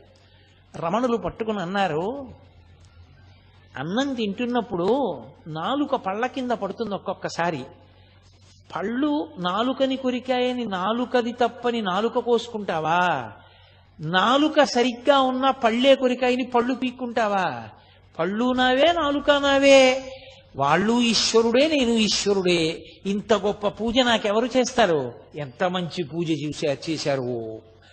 వాళ్ళు దొంగలు కాబట్టి పాపం వాళ్ళకి తగిన సంస్కారం లేదు, వాళ్ళు ప్రవర్తించినట్లుగా మనం ఎందుకు ప్రవర్తించడం, తప్పు అలా చేయకూడదు, ఊరుకోండి అన్నారు. వాళ్ళు వెళ్ళిపోయారు. మరునాడు ఈ విషయం కర్ణాకర్ణిగా పోలీసులకి తెలిసి పోలీసులు వచ్చారు. కనీసం కొట్టారని దెబ్బ కానీ ఏమీ చూపించలేదు మహర్షి. తన దొంగలు పట్టుబడ్డారు, వాళ్ళని జైల్లో పెట్టారు. తర్వాత నేను మీతో ఎందుకు మనవి చేస్తున్నానంటే, నిద్దట్లో దొంగలు వచ్చారు, కర్రలు పెట్టి కొడుతున్నారు అంటే ఎవరైనా ఎంత ప్రతిస్పందించాలి. అప్పుడు కూడా ఆయనది ఉదాసీనమే, అదే స్థాయి, అంతే ప్రేమ. అమ్మని పిల్లాడు పిలిచి ఎవరితోనో మాట్లాడుతుంటే అమ్మ పలకలేదని కోపం వచ్చి చెళ్ళని చెంపకాయ కొడితే ఏమిటది అని ఊరుకున్న అమ్మలా, పిల్లవాడికి తెలియదని క్షమించేసిన తల్లిలా, క్షమించేయడమే తప్ప కనీసం దొంగల మీద ఒక చిన్న కంప్లైంట్ ఇవ్వలేదు. ఎప్పుడూ ఆయన అసలు మళ్ళీ ఆ సందర్భాన్ని స్మరించలేదు. అటువంటి మహానుభావుడు మెల్లిగా ఏదో ఆశ్రమం అలా తాటాకు పందిళ్ళు, గదులు, మెల్లిగా ఏదో సిమెంటుతో కట్టినటువంటి గోడలు, గదులు ప్రారంభమయ్యాయి. సూర్య నాగమ్మ గారు, నేను ఈ మిగిలిన ఉపన్యాసాల్లో ఎక్కడో దాని గురించి స్పృశిస్తాను తప్పకుండా. ఒకానొకప్పుడు హఠాత్తుగా రమణుల యొక్క శిల్పమూర్తిని తెప్పించారు. ఆవిడ తెల్లబోయారు సూర్యనాగమ్మ గారు. ఇదెందుకు ఈ శిల్పం అన్నారు. ఏమో ఇక శిల్పం అవసరం వచ్చిందేమో అన్నారు. ఇచ్చమ్మాళ్ళని ఒక మహాతల్లి, పరమభక్తురాలు, ఆవిడ వెళ్ళిపోయింది, శరీరం వదిలేసింది. ఆవిడ ఎక్కడో శరీరం వదులుతుంటే ఇక్కడ అకస్మాత్తుగా ఆయన మౌనంలోకి వెళ్ళిపోయి ఒళ్ళంతా కాంతిపుంజం అయిపోయింది. 2.5 గంటల తర్వాత కాంతి ఆయన వదిలి ఆయన బహిర్ముఖులయ్యారు. ఖచ్చితంగా ఎన్ని గంటలకు ఆయన్ని కాంతిపుంజం పట్టుకుందో, ఆయన మౌనంలోకి వెళ్ళిపోయారో ఖచ్చితంగా ఆ సమయానికే ఇచ్చమ్మాళ్ళు అక్కడ శరీరం వదిలేసింది. పరమ భక్తురాలు ఆవిడ. ఆయన దగ్గరికి వచ్చి చెప్పారు వాళ్ళు, ఇచ్చమ్మాళ్ళు వెళ్ళిపోయిందని. తెలుసు ఇచ్చమ్మాళ్ళు వెళ్ళిపోయింది అని ఆయన అన్నారు. ఆవిడికి సమయం ఆసన్నమైంది, దీనికి ఎప్పుడో అన్నారు. అది మొట్టమొదటి మాట అవతార పరిసమాప్తికి. అందరూ హడిలిపోయారు, ఏమిటి ఇలా అంటున్నారని. తరువాతి కాలంలో మెల్లగా సర్కోమా పొడసూపింది. ఎడమ చేతి మోచేతి పైన ఒక చిన్న గడ్డలా ఒకటి వచ్చింది. వచ్చి అది మెల్లిగా పెద్దదై అది బద్దలై అందులోంచి నెత్తురు కారడం మొదలుపెట్టింది. ఇంత నెత్తురు కారిపోతోంది, నీరసపడిపోతున్నారు రోజు రోజుకి అని చుట్టూ ఉన్న వాళ్ళందరూ బెంగ పెట్టుకున్నారు. ఆకులు తీసుకొచ్చారు, పసర్లు పిండారు, రేడియం సూదులు తీసుకొచ్చారు, సూదులు గుచ్చారు, సూదులు గుచ్చి కట్టు కట్టారు. అందరూ ఆయన దగ్గరికి వెళ్ళి, భగవాన్ మీకు పుండు పుట్టిందా అనేవారు. ఆయన అనేవారు, నాకు పుండు పుట్టలేదు, పుండుకి పుండు పుట్టింది అనేవారు. ఈ శరీరమే పుండు, సుఖ దుఃఖములు అనుభవించడానికి వచ్చింది, ఈ పుండుకో పుండు పుట్టింది అనేవారు. అది అలా నెత్తురు కారిపోతుండేది. ఆఖరికి దానికి ఆపరేషన్ చేశారు. ఆపరేషన్ చేసి పుండు తీసేశారు. మళ్ళీ అది సెలవేసుకొచ్చి మళ్ళీ పుండు మీద ఇంకో పుండు వచ్చింది. అది అలా నెత్తురు కారుతూనే ఉండేది. అది విపరీతమైన పోటుట సర్కోమా. ఎవరైనా వచ్చి భగవాన్ అంత నెత్తురు కారుతోందంటే ఆయన అనేవారు, ఇది శమంతకమణి, ఎంత ఎర్ర బంగారం పెడుతోందో చూశారా అనేవారు. ఒకానొక సందర్భంలో జలగలతో కరిపించారు. అది నెత్తురు తాగేస్తుంది, చెడు నెత్తురని. అవి విడిచిపెట్టలేదు, తాగి అలాగే స్తబ్దుగా ఉండిపోయాయి. ఏమిటి జలగలు అలా ఉండిపోయాయి అన్నారు ఎవరో. దానికి కూడా సమాధి స్థితి అబ్బిందేమో అన్నారు. దానికి ముగ్గు వేసి లాగేశారు ఆ జలగల్ని. అవి చిన్న మాంసం ముక్కలతో ఊడిపోయాయి. ఆయనకి ఎనస్థీషియా ఇస్తామన్నారు. నాకు మత్తెందుకు, దీన్ని మీరు కోసుకుంటానంటున్నారు, కొయ్యండి, నేను సాక్షిని అన్నారు. అంతటి సాక్షిత్వాన్ని పొందినటువంటి మహాజ్ఞాని, మహానుభావుడు. అటువంటి స్థితిని చేరిపోయినటువంటి భగవానులు అప్పుడు కూడా, ఆ స్థితిలో కూడా వేదపారాయణం జరిగేటటువంటి సమయంలో మాత్రం బయటికి వచ్చి కూర్చుని దర్శనమిస్తుండేవారు. కొన్ని వేల మంది ఆశ్రమమంతా చేరిపోయి ఆ ఘోష వినపడుతూనే ఉండేది. అరుణాచల శివ, అరుణాచల శివ, అరుణాచల శివ, అరుణాచల. ఆయనకి అది పరమ ప్రీతి పాత్రం ఆ భజన. ఆ అరుణాచల అక్షర మణమాల అని ఆయన చేత రచింపబడింది. అది చదువుతూ ఆయన చదువుతూ ఉండేవారు. ఒక్కరోజైనా ఈ ఉపన్యాసాలు చెప్పుకున్నందుకు నేను అరుణాచల అక్షర మణమాల తీసుకొచ్చి దాని తెలుగు అనువాదం చేశారు పెద్దలు. దాని తెలుగు అనువాదంలోంచి నేను అక్షర మణమాలలోంచి చదువుతాను. మీ అందరూ కూడా ఒక రోజున చక్కగా అరుణాచల శివ, అరుణాచల శివ, అరుణాచల శివ, అరుణాచల అని ప్రార్థన చేద్దురు గాని ఒక్కరోజైనా కనీసం ఆ భజన చేద్దాం మనం. కాబట్టి అందరూ భజన చేస్తున్నారు. ఎంతమందో ఆయన్ని నమ్ముకున్న మహానుభావుడు, ఆయన దర్శనం అవ్వకపోతే ఎలా అని అలమటించిపోతున్న వాళ్ళు. అటువంటి వ్యక్తి ఆ ప్రమాదీనామ సంవత్సర చైత్ర బహుళ త్రయోదశి పూర్వాషాఢ నక్షత్రం ఉండగా ఆయన 8 గంటల 47 నిమిషాలైంది. ఇప్పటికీ రమణ మహర్షి శరీరాన్ని విడిచిపెట్టేసినటువంటి సమయాన్ని చూపిస్తున్న క్యాలెండరు గడియారం ఆ నిమిషాల దగ్గర ఆగిపోయి రమణులు శరీరం విడిచిపెట్టేసినటువంటి గది దగ్గర కనపడుతుంది. ఎప్పుడూ లేనిది ఆయన అకస్మాత్తుగా లేచి కూర్చుంటానన్నారు. లేచి కూర్చోవడం అంటే మంచం మీదే కూర్చోపెట్టారు, వెనక దిండు పెట్టి. ఎడం చేయి కదిలేది కాదు, ఆ ఎడం చేతిని కదిపి ఒళ్ళో పెట్టుకున్నారు. ఒళ్ళో పెట్టుకుని కుడికంటి వెంట బాష్పధార కారింది. అప్పటికే ఆయన ఎన్నో మాటలు అనేవారు. ఒళ్ళు వణికిపోయి జ్వరం వచ్చేస్తే ఆయన్ని పట్టుకోబోయారు. పట్టుకోబోతే గుడారంలో ఏనుగుని దూరిస్తే ఆ ఏనుగు గుడారంలో ఉండలేక గుడారం కదిలినట్టు ఇక ఈ చిన్న శరీరంలో ఉండలేనని ఆత్మ కదులుతోందనేవారు. మహానుభావుడు ఎంతటి స్థితప్రజ్ఞుడు. ఆయనకి ఆపరేషన్ చేసిన తర్వాత చాలా చల్లగా ఉంది, వెచ్చగా ఉంటుందని మంచం కిందకి తీసుకొచ్చి ఆయన అంతేవాసులు హీటర్ పెట్టారు. తెల్లవారేటప్పటికి ఒళ్ళంతా వాచిపోయి బద్దలైపోయి నెత్తురు కారుతున్నట్టు అయిపోయింది.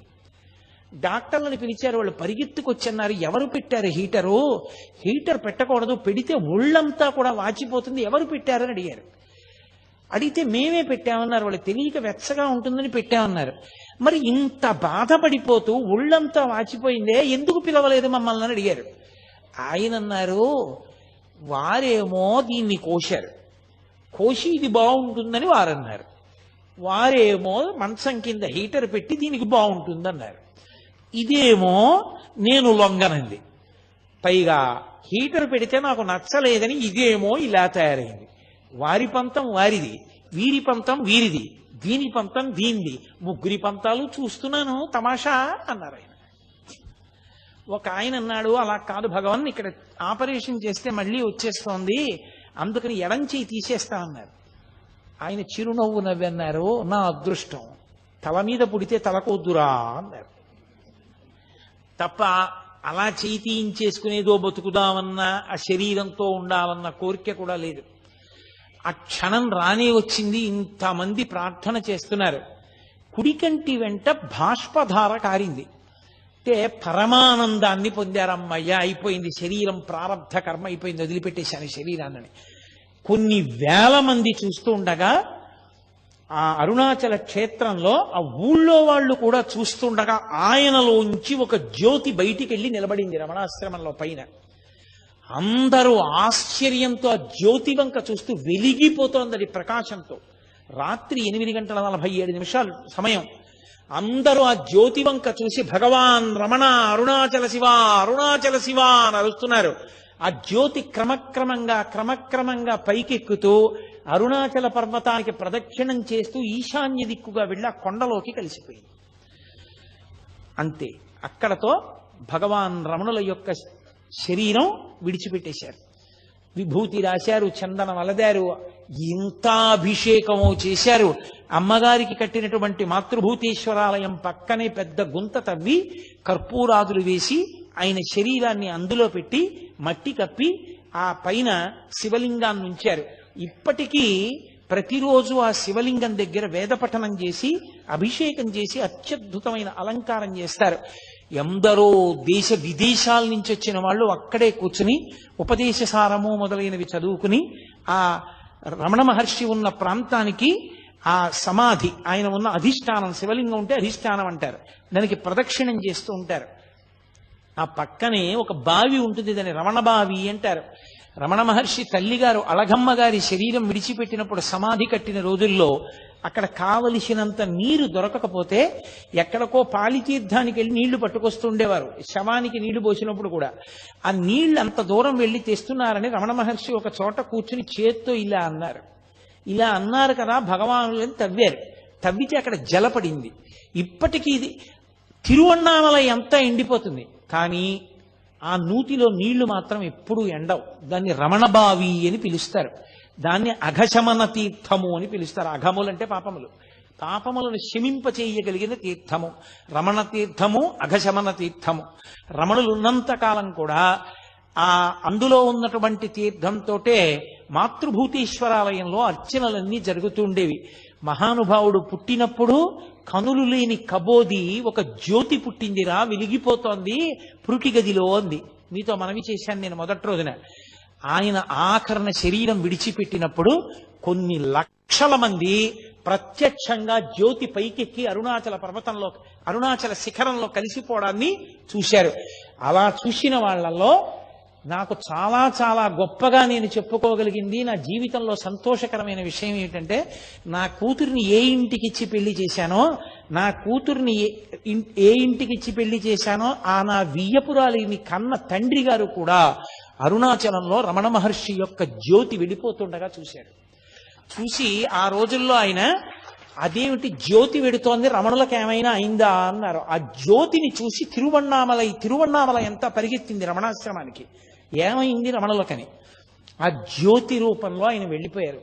జ్యోతిగా పుట్టి జ్యోతిగా వెళ్ళిపోయారు. జ్యోతి స్వరూపుడైన సుబ్రహ్మణ్యుడిగా, సుబ్రహ్మణ్యావతారంగా, సద్గురువుగా, మహాజ్ఞానిగా, గొప్ప వైరాగ్య చక్రవర్తిగా, బ్రహ్మవిద్ బ్రహ్మైవ భవతి అనేటటువంటి మాటకి నిర్వచనంగా బ్రహ్మమును తెలుసుకున్న బ్రహ్మమై ఈ ప్రపంచంలో నడయాడి చిట్ట చివర శరీరాన్ని విడిచిపెట్టి ఇప్పటికీ అంతటా నిండి నిబిడీకృతమైన ఆత్మస్వరూపమై ఎవరు ఆయనకి నమస్కారం చేస్తారో, ఎవరు ఆయనకి అర్చన చేస్తారో, ఎవరు ఆయన మీద భక్తితో ఉంటారో వారందరికీ దర్శనమిస్తూ వారందరినీ కూడా జీవితంలో భగవంతుడి వైపుకి అడుగులు వేయించేటటువంటి గొప్ప గురుస్వరూపం, ఈశ్వర స్వరూపం భగవాన్ రమణులు. ఇవాళ మీకు భగవాన్ రమణుల యొక్క విశేషంలో ఇవాళ ఆయన జీవితం సిద్ధి పొందిన ఘట్టం వరకు చెప్పడం జరిగింది. రేపటి రోజున కావ్యకంఠ గణపతి ముని, భగవాన్ రమణులు వాళ్ళిద్దరి జీవితాల యొక్క అద్భుత యొక్క విశేషాలు, అసలు నిజంగా కావ్యకంఠ గణపతి ముని యొక్క విద్వత్తు, రమణుల యొక్క వైభవం, ఇద్దరూ కలిసి చేసిన అద్భుతమైన పనులు అసలు వినడానికి చదవడానికే తెల్లబోయేటట్టుగా ఉంటాయి. ఆ విశేషాల్ని రేపటి రోజున 6:30 ప్రారంభం చేసి భగవానులు పలికించినంత మేర పలుకుతాను.